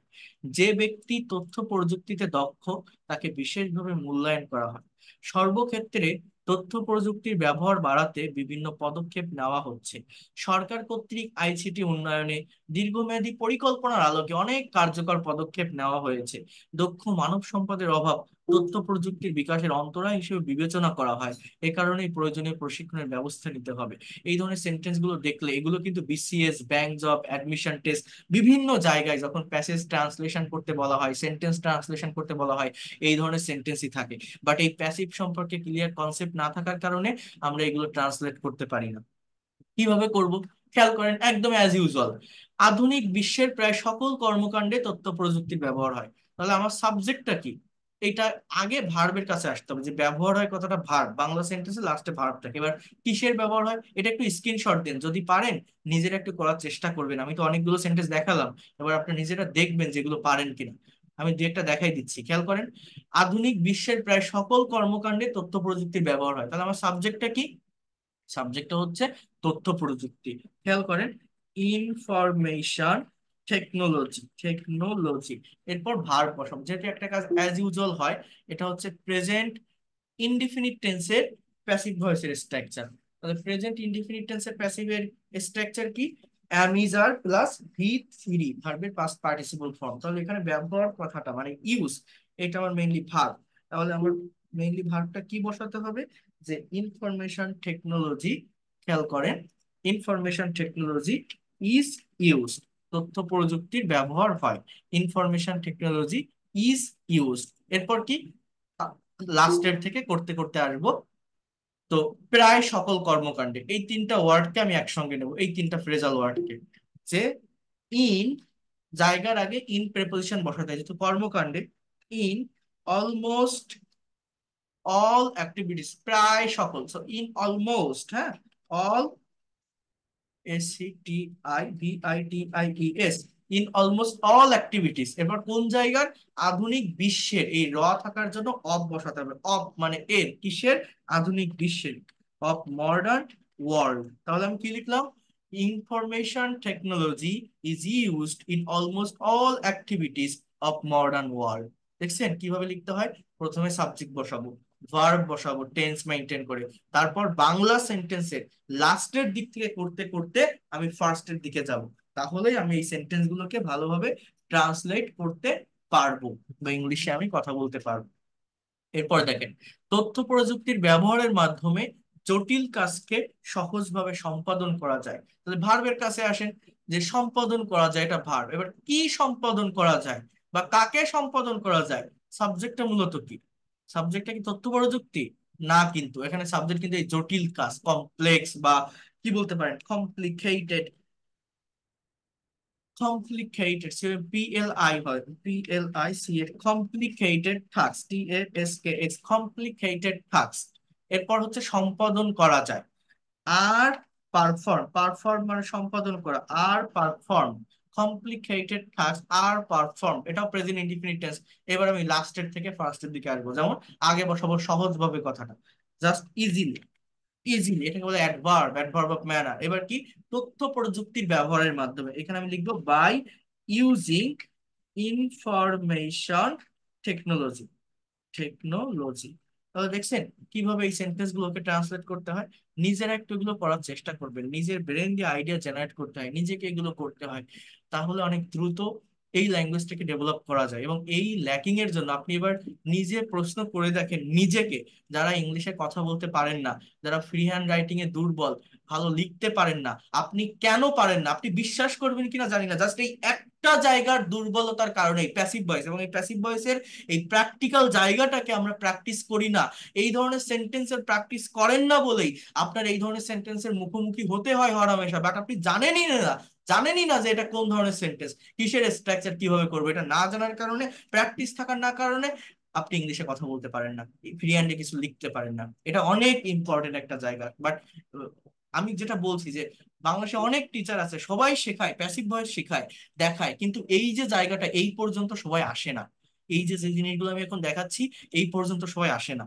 সবাই প্যাসিভটা এখানেই সীমাবদ্ধ রাখে যে he writes, WRITES, he writes a letter, সে একটা চিঠি লেখে।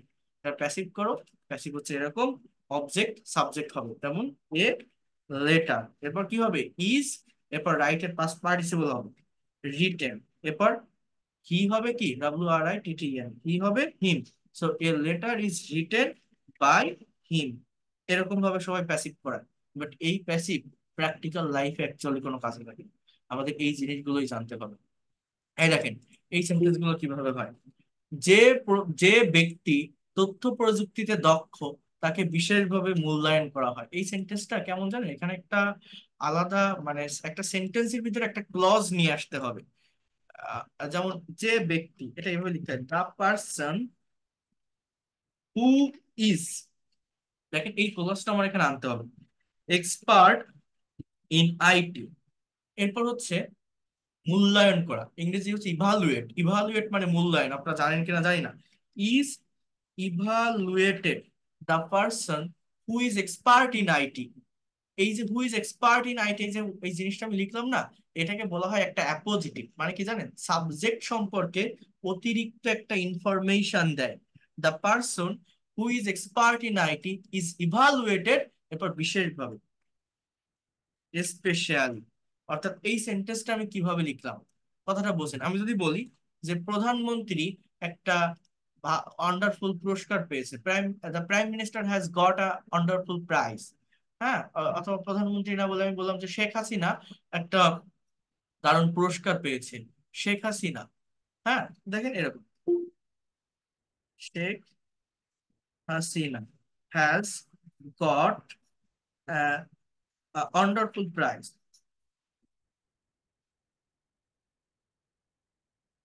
এখন এই যে সেন্টেন্সটা আমি লিখলাম, এখানে এই শেখ হাসিনা বলে এর ভিতরে আমি যদি একটা অ্যাপোজিটিভ যুক্ত করি, কেমন জানেন, যেমন শেখ হাসিনা, আমি যদি এখানে লিখি যে who is our prime minister, prime minister, এইটাকে বলা হয় অ্যাপোজিটিভ, মানে সাবজেক্ট সম্পর্কে অতিরিক্ত একটা ইনফরমেশন দেয়, এবং এখানে দুই পাশেই কমা দিতে হয়।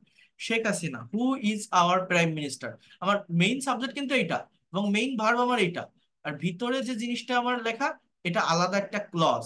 এই সাবজেক্ট সম্পর্কে অতিরিক্ত তথ্য, এইভাবে রাইটিং এর জায়গাগুলোকে ডেভেলপ করতে হয়, রাইটিং এর বিভিন্ন এলিমেন্ট বা কম্পোনেন্ট শেখার প্রয়োজন হয়। তো এই উপরের সেন্টেন্সটা হচ্ছে এরকম করে লেখা আর কি। হ্যাঁ, এরপর দেখেন বলছে সর্বক্ষেত্রে তথ্য প্রযুক্তির ব্যবহার বাড়াতে বিভিন্ন পদক্ষেপ নেওয়া হচ্ছে। তাহলে টেন্সটা কি, প্রেজেন্ট কন্টিনিউয়াস টেন্স, নেওয়া হচ্ছে, কি নেওয়া হচ্ছে, বিভিন্ন পদক্ষেপ। তাহলে আমরা এখানে কি বলতে পারি যে many steps or various step, VARIOUS, various steps, এরপর হচ্ছে কি নেওয়া হচ্ছে, আর বিং টেকেন।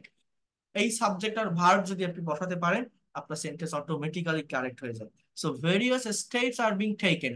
এবার আপনি কি করবেন, লাস্টের থেকে ফার্স্টের দিকে আসেন, যেমন আমার এই দুটো জিনিস কিন্তু শেষ, এদিক থেকে আসতে হবে। তাহলে বাড়ানো ইংরেজি কি, ইনক্রিজ। তাহলে বাড়াতে এই যে একার আছে 2 + V1, এখানে আপনার ইনফিনিটিভের ব্যবহার করতে হবে, টু, টু ইনক্রিজ, অর্থাৎ ইনক্রিজ মানে বাড়ানো, টু ইনক্রিজ, ইনফিনিটিভ 2 + V1 এর ব্যবহার আমার এখানে করতে হবে। Various steps are being taken to increase. এবার কি, দ্য ইউজ অফ ICT, তথ্য প্রযুক্তি, আইটি, ইনফরমেশন টেকনোলজি, এরপর কি সর্বক্ষেত্রে, in all sector, in all sector, এভাবে বলা যায় না, যায় কিন্তু। এরপর এখানে লেখা আছে সরকার কর্তৃক ICT উন্নয়নে দীর্ঘমেয়াদী পরিকল্পনার আলোকে অনেক কার্যকর পদক্ষেপ নেওয়া হয়েছে। এগুলো দেখলে আমার মনে হয় কি পারবো না, কোনটার পর কোনটা হবে, অনেক কঠিন। বাট আপনারা একটু বলেন তো, এই যে সেন্টেন্স গুলো আমি ট্রান্সলেট করছি, এগুলো কি কঠিন লাগতেছে বা খুব কঠিন মনে হয়?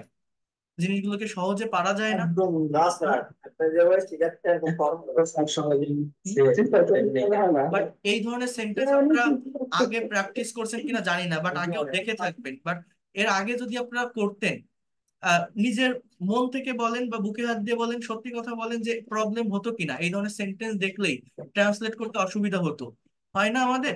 বড় বড় সেন্টেন্স দেখলেই আমরা ছোট ছোট সেন্টেন্স গুলো ট্রান্সলেট করতে পারি। ওই ওই যেভাবে আমরা প্রতিদিন সেন্টেন্স প্র্যাকটিস শিখি বা এর আগের ক্লাস আপনাদের যেগুলো শিখিয়েছি, কিন্তু এই ধরনের সেন্টেন্স গুলো করা অনেক সহজ যদি প্যাসিভের সঠিক সেন্সটা জানা যায়। তো দেখেন, এবার কি বলছে যে সরকার কর্তৃক আইসিটি উন্নয়নের দীর্ঘমেয়াদী পরিকল্পনার আলোকে অনেক কার্যকর পদক্ষেপ, এইটা আমার সাবজেক্ট এখানে, যে মেনি ইফেক্টিভ স্টেটস, সাবজেক্টটা কি, মেনি ইফেক্টিভ স্টেটস, অনেক কার্যকর পদক্ষেপ, এরপর কি নেওয়া হয়েছে। সো এটা ইংলিশটা হচ্ছে হ্যাভ বিন টেকেন। এবার লাস্টের থেকে many effective step have been taken, এবার দীর্ঘমেয়াদী পরিকল্পনার আলোকে এটা এইভাবে লিখতে হয়, ইন দা লাইট, লাইট মানে আলো, in the light of long term plan, light of long term plan, দীর্ঘমেয়াদী পরিকল্পনার আলোকে।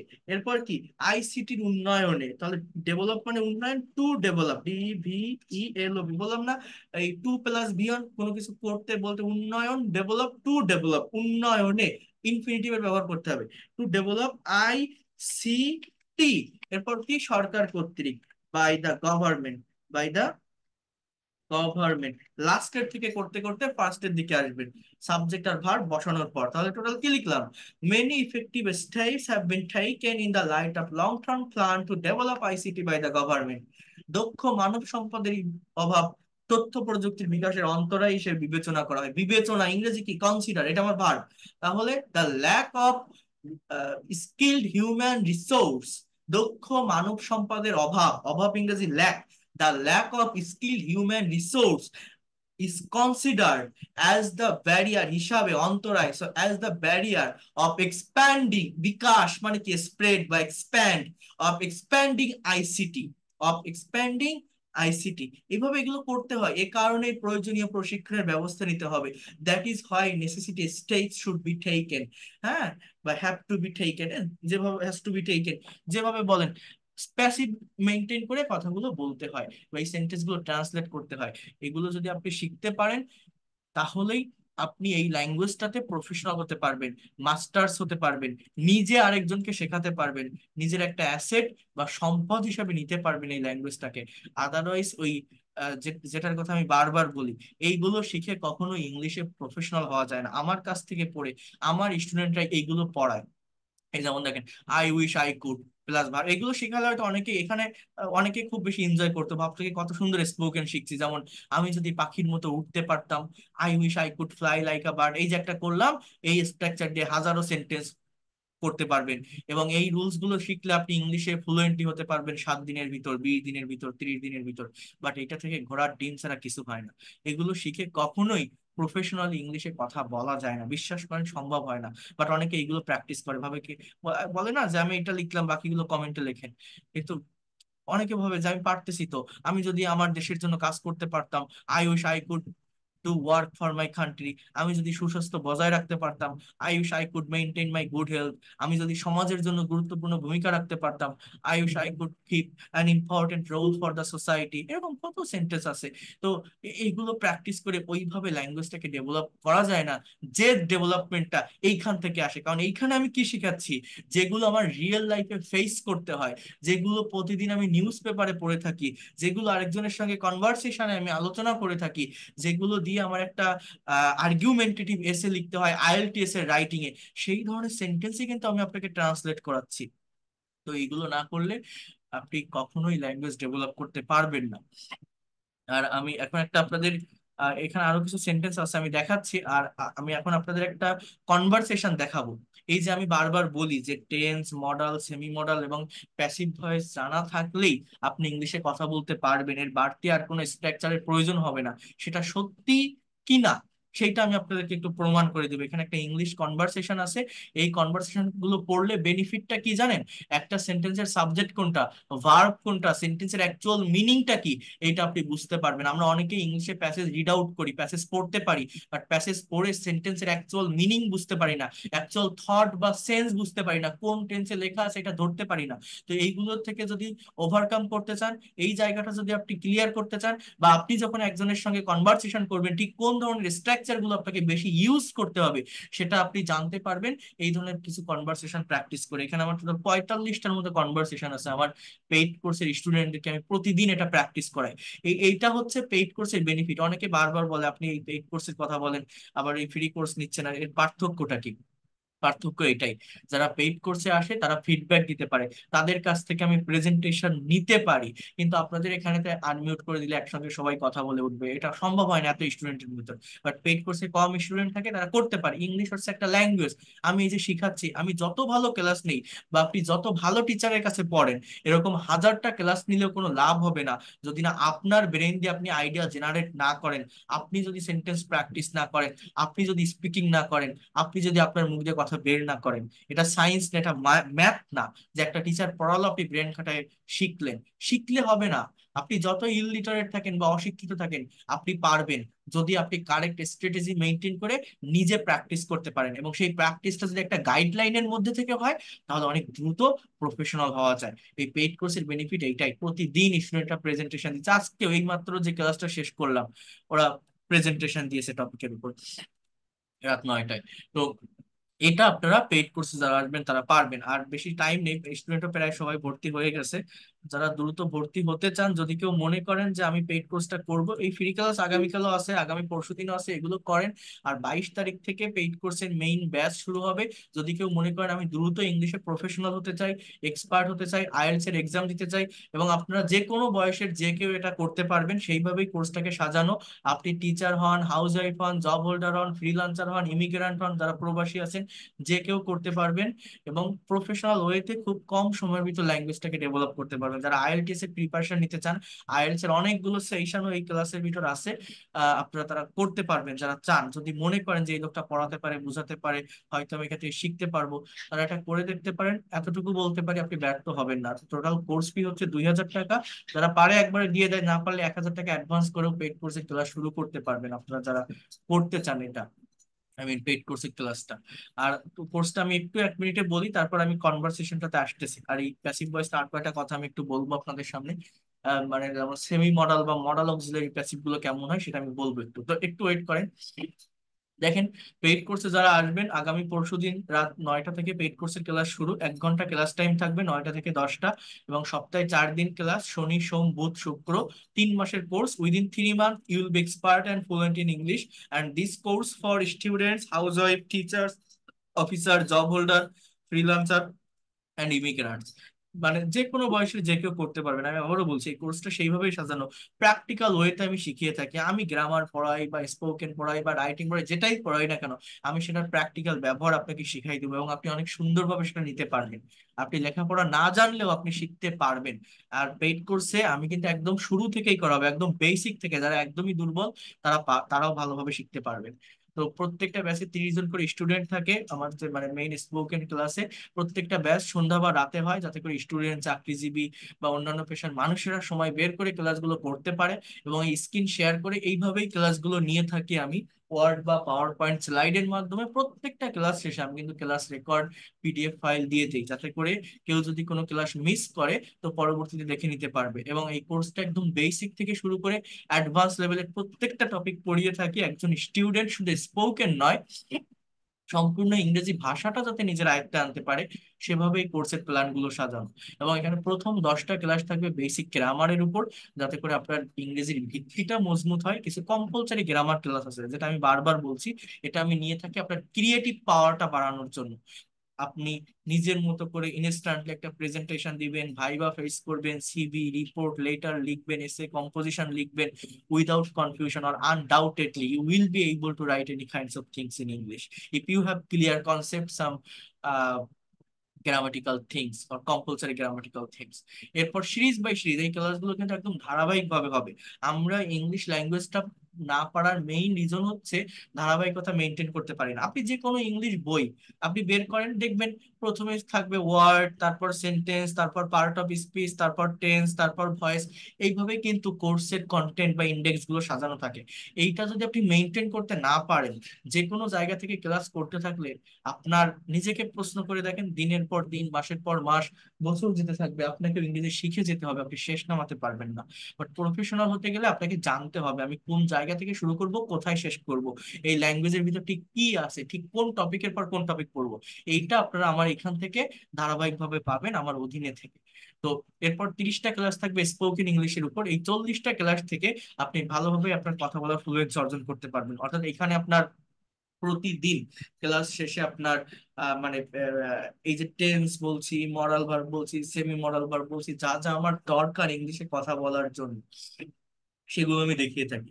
এরপর 40 থেকে 50 নাম্বার ক্লাসগুলো হবে ফ্রি হ্যান্ড রাইটিং এবং অ্যাডভান্স লেভেলের গ্রামারের উপর, যেটা থেকে এই ল্যাঙ্গুয়েজটাকে আরো এক ধাপ ডেভেলপ করতে পারবেন। অর্থাৎ এই যে আজকে যে ক্লাসটা আমি নিচ্ছি, এই যে এতক্ষণ যেগুলো দেখালাম, এগুলো কিন্তু আমার পেইড কোর্সের ফ্রি হ্যান্ড রাইটিং ক্লাসের একটা ক্লাস। তো এইভাবেই আপনাদের 12টা ক্লাস থাকবে ফ্রি হ্যান্ড রাইটিং এর উপর। যারা রাইটিং এ এক্সপার্ট হতে চান, যারা admission test, BCS, bank job, email লিখতে চান, যারা ফ্রিল্যান্সার আছেন, যারা ব্লগিং করতে চান, তাদের জন্য এই রাইটিং ক্লাসটা অনেক ইফেক্টিভ হবে। এরপর 50 থেকে 70 নম্বর ক্লাসগুলো থাকবে conversation practice, news article translation এবং প্রেজেন্টেশন ক্লাস, যেটা প্রতিদিন করার মাধ্যমে within 3 month you will be expert and fluent in English. এইখানে আপনার কাজটা বেশি থাকবে। অর্থাৎ যেটা বলছি যে আপনাকে ফিডব্যাক দিতে হবে, আপনার ব্রেন দিয়ে আইডিয়া জেনারেট করতে হবে, আপনাকে স্পিকিং করতে হবে। তার জন্য আমার গাইডলাইনে থেকে, আমার অধীনে থেকে, এছাড়া আমার ল্যাঙ্গুয়েজ ক্লাবও আছে, সেখানেও জয়েন করতে পারবেন আপনি যতদিন না পর্যন্ত এক্সপার্ট এবং ফ্লুয়েন্ট হতে পারেন। তো প্রতিদিন একটা করে কনভারসেশন প্র্যাকটিস করতে পারবেন, নিউজ পেপার ট্রান্সলেশন আমি করাবো, এবং প্রেজেন্টেশন সার্টেন টপিক থাকবে, তার উপর কোশ্চেন থাকবে, অ্যান্সার থাকবে। অ্যান্সারটা ভালোভাবে আমি বুঝাই দিব, ওইটার উপর ডিপেন্ড করে। অর্থাৎ আমি বলবো যে একটা সেন্টেন্স কিভাবে তৈরি হয়, সাবজেক্ট কোনটা, ভার্ব কোনটা, অবজেক্ট কোনটা, ফ্রেজ কোনটা, ক্লজ কোনটা, কোন টেন্সে লেখা আছে, আপনি কিভাবে আপনার স্পিচটাকে ডেলিভার দিবেন। তারপর যখন নিজের মতো করে প্রেজেন্টেশন দিবেন বা কথা বলবেন, সেখানে যে ভুলটা হবে আমি আবার ধরাই দিব। তো এইভাবে যদি করাতে থাকি, আপনি কেন পারবেন না? সবাই পারতেছে, তো আপনি পারবেন না কেন? এবং এই কোর্সটা এমন ভাবেই সাজানো হয়েছে, আপনার বাড়তি প্র্যাকটিসের দরকার নেই। আপনার জাস্ট এই ক্লাস টাইমে 1 ঘন্টা ক্লাস করলেই হবে। আপনি বাড়িতে থাকেন, গাড়িতে থাকেন বা অফিসে থাকেন, জাস্ট আমার সাথে 1 ঘন্টা সংযুক্ত থাকবেন। আর যদি কেউ কোনো ক্লাস করতে না পারেন, ইন কেস কোনো ক্লাস মিস হয়ে যায়, প্রত্যেকটা ক্লাসের রেকর্ড থাকবে, পিডিএফ ফাইল থাকবে, সেগুলো সারা জীবন আপনার কাছে থাকবে।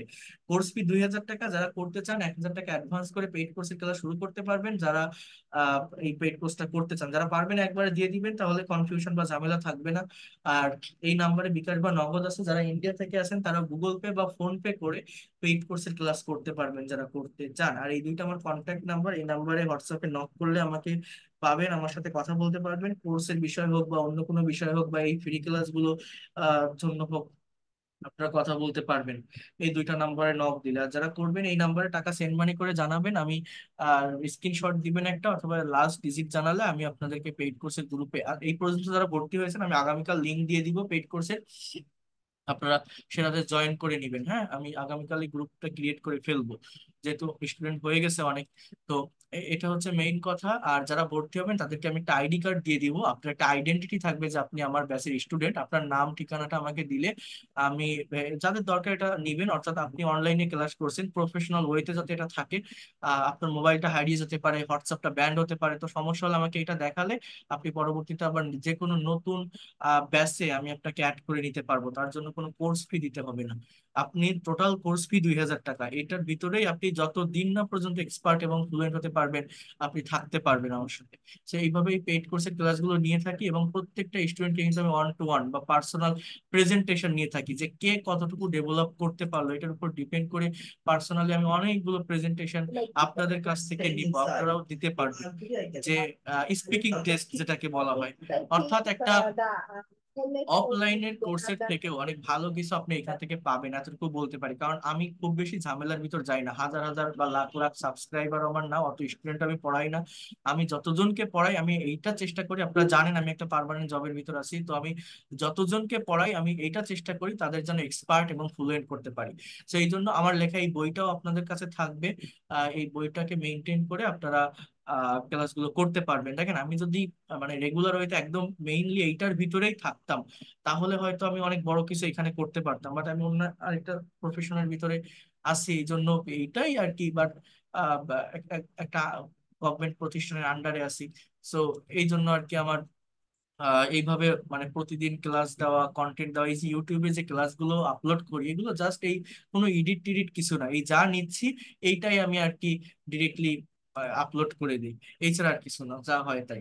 তো বিষয়টা হচ্ছে, যারা করতে চান তারা জানাবেন। যদি মনে করেন, আবারও বলছি, যে আমি খুব কম সময়ের ভিতর ইংলিশে এক্সপার্ট হতে চাই, এই ল্যাঙ্গুয়েজটাকে নিজের একটা অ্যাসেট বা সম্পদ হিসেবে নিতে চাই, ডেভেলপ করতে চাই দ্রুত, আমার নেক্সট জেনারেশনকে শেখাতে চাই, বা এই লোকটা পড়াতে পারে, বোঝাতে পারে, টেকনিক ভালো, হয়তো শিখতে পারবো এখান থেকে, তারা এটা করতে পারেন। কারণ ফ্রিতে আজকে এখানে একটা ক্লাস, কালকে এখানে একটা ক্লাস, এভাবে বিভিন্ন জায়গা থেকে করতে থাকলে কখনো ডেভেলপ করা যায় না। আপনি করতে থাকবেন, শিখতে থাকবেন, ওই শেখাটা শেষ নামাতে পারবেন না, নিজের ভিতরে কনফিডেন্ট পাবেন না। হ্যাঁ, আমি আজকে আসি কালকে নেই, এবার যারা পেইড কোর্সটা করবেন তারা অনেক ভালোভাবে ধারাবাহিকতা মেনটেন করে শিখতে পারবেন, এতটুকু আমি বলতে পারি। তো এবার এই জায়গাটাতে আর কারো কোনো কোশ্চেন আছে? কোনো কোশ্চেন থাকলে আপনারা করতে পারেন, আমি এখন একটু কনভারসেশনটা দেখাবো আপনাদের। If you have any question you can ask me frankly.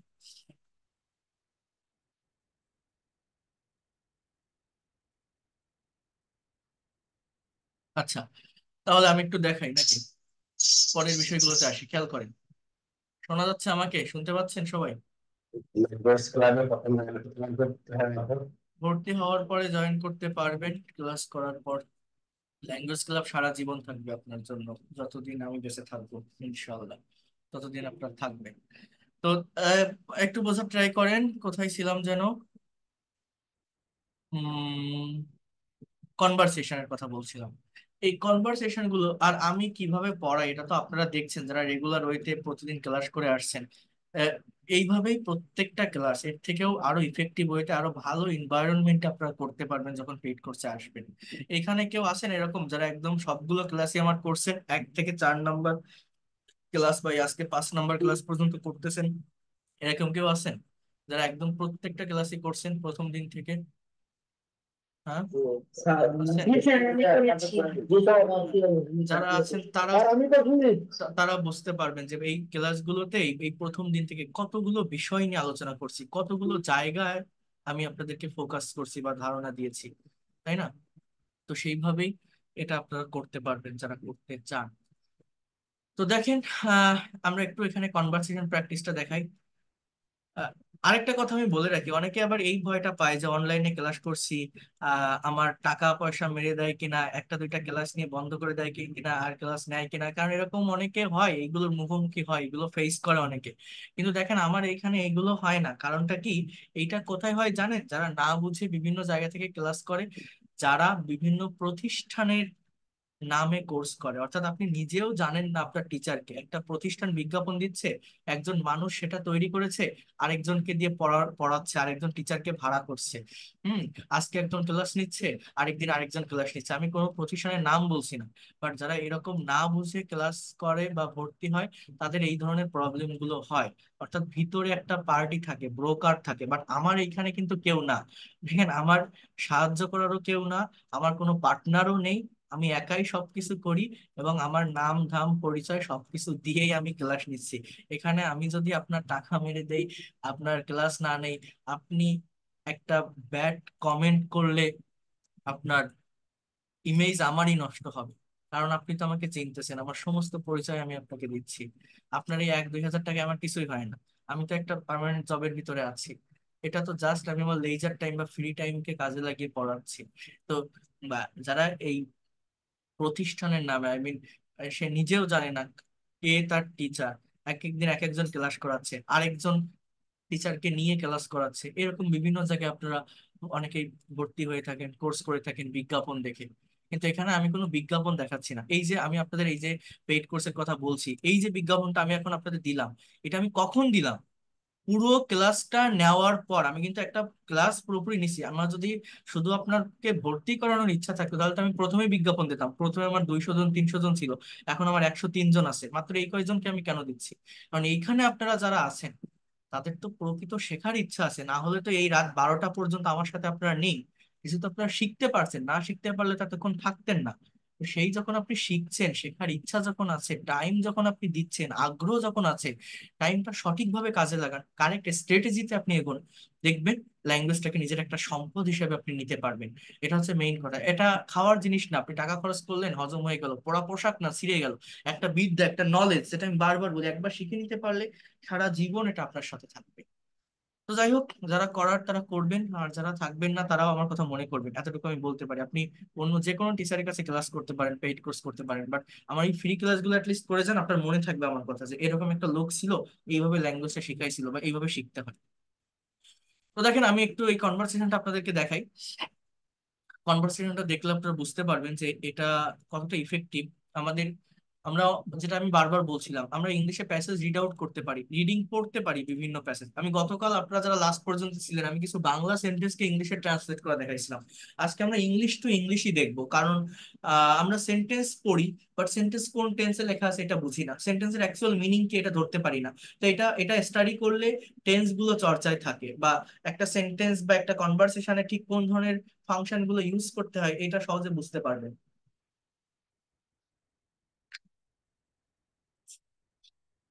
যেমন দেখেন, এখানে লেখা আছে, কি লেখা আছে একটু বোঝার ট্রাই করেন।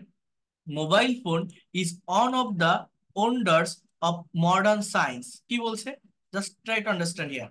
মোবাইল ফোন হচ্ছে একটা বিস্ময়, অফ মানে কি, এর, কিসের, আধুনিক বিজ্ঞানের। দেখেন এই ইজটা হচ্ছে আমার এখানে ভার্ব, প্রত্যেকটা ইংলিশ সেন্টেন্সে সাবজেক্টের পরেই ভার্ব থাকে। তো এটা হচ্ছে আমার মেইনলি ভার্ব, এছাড়া আর কোনো ভার্ব নেই। আমরা অনেকে মনে করি কি যে অ্যাম ইজ আর থাকলেই প্রেজেন্ট কন্টিনিউয়াস টেন্স, বাট না, am is are present indefinite টেন্সেও বসে যখন এরা নিজেরাই মেইন ভার্ব হয়, অর্থাৎ এখানে ইজ ছাড়া আর কোনো ভার্ব নেই। এটা বি ভার্বের একটা সেন্টেন্স এবং এটা প্রেজেন্ট ইনডিফিনিট টেন্সে লেখা আছে কিন্তু। এরপর দেখেন, it has added a new dimension to our way of life and to the communication system.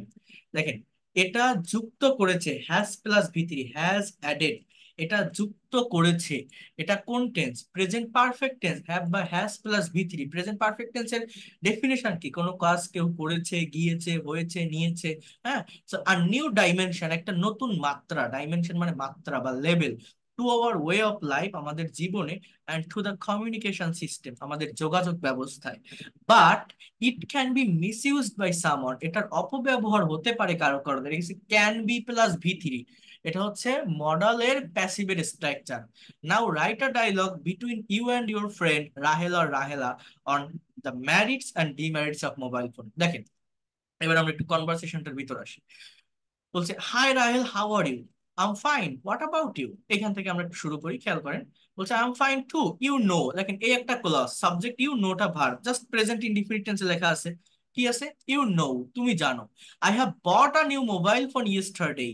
Have bought, buy মানে কেনা, এর পাস্ট পার্টিসিপল হচ্ছে বট। তো আই হ্যাভ বট, বাংলা অর্থটা কি? আমি এটা বারবার বলি, আমরা অনেকেই প্যাসেজ পড়ি, রিডিং করি, বাট সেন্টেন্সের অ্যাকচুয়াল থট বা সেন্স বুঝতে পারি না। এই সেন্টেন্সটা বাংলা মিনিং কি দাঁড়াচ্ছে?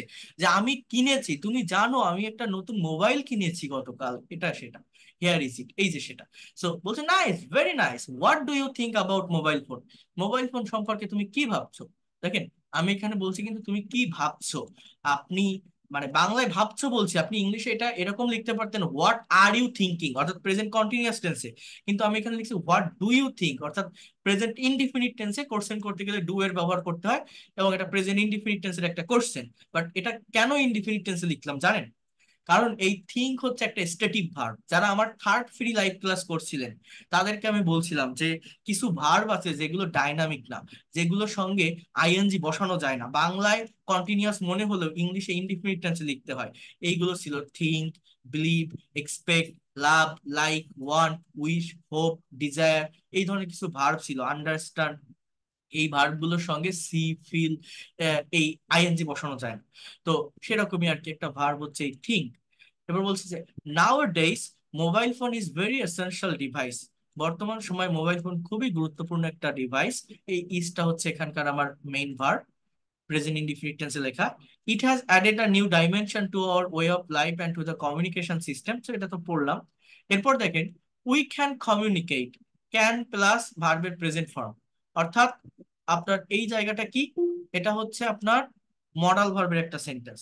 আমরা যোগাযোগ করতে পারি উইথ দ্য হোল ওয়ার্ল্ড, সারা বিশ্বের সাথে, in the shortest possible time through it, খুবই কম সময়ে এটার মাধ্যমে।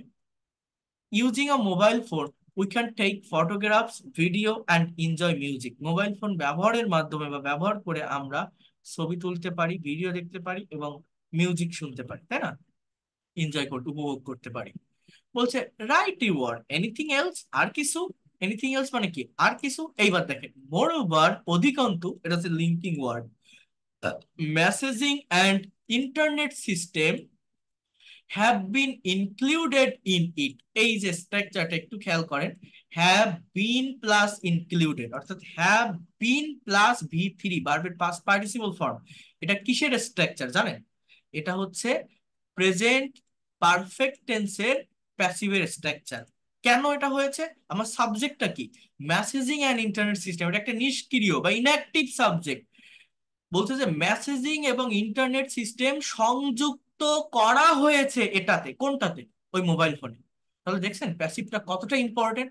আমাদের যে প্র্যাকটিক্যাল কনভারসেশন, এখানেও কিন্তু প্যাসিভের ব্যবহার হয় এবং এটা আমাদের প্রয়োজন প্যাসিভটা জানা। এটা প্রেজেন্ট পারফেক্ট টেন্সের প্যাসিভের স্ট্রাকচার। বাংলা অর্থ কি? এটা হচ্ছে নিষ্ক্রিয় বা ইনঅ্যাক্টিভ সাবজেক্ট, এই জন্য হ্যাভ বা has been plus V3, have been included. Messaging and internet system এটাতে সংযুক্ত করা হয়েছে। বলছে yes you are right, but there are also some demerits of mobile phone.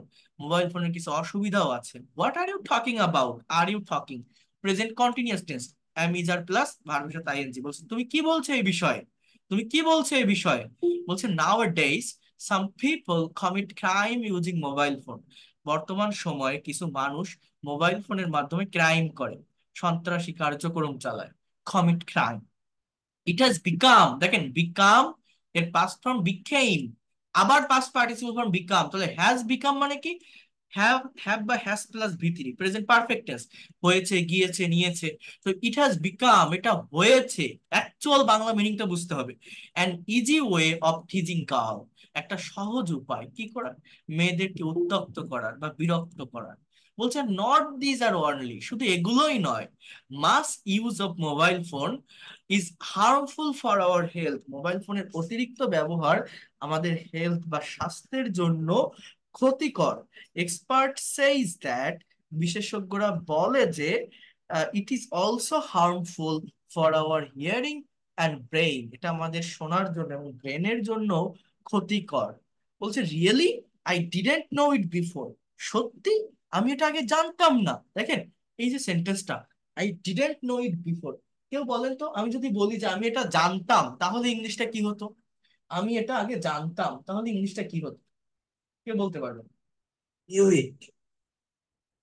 কে বলতে পারবেন? Knew it. আমি এটা আগে জানতাম। Knew it before. I knew it. Right, thank you.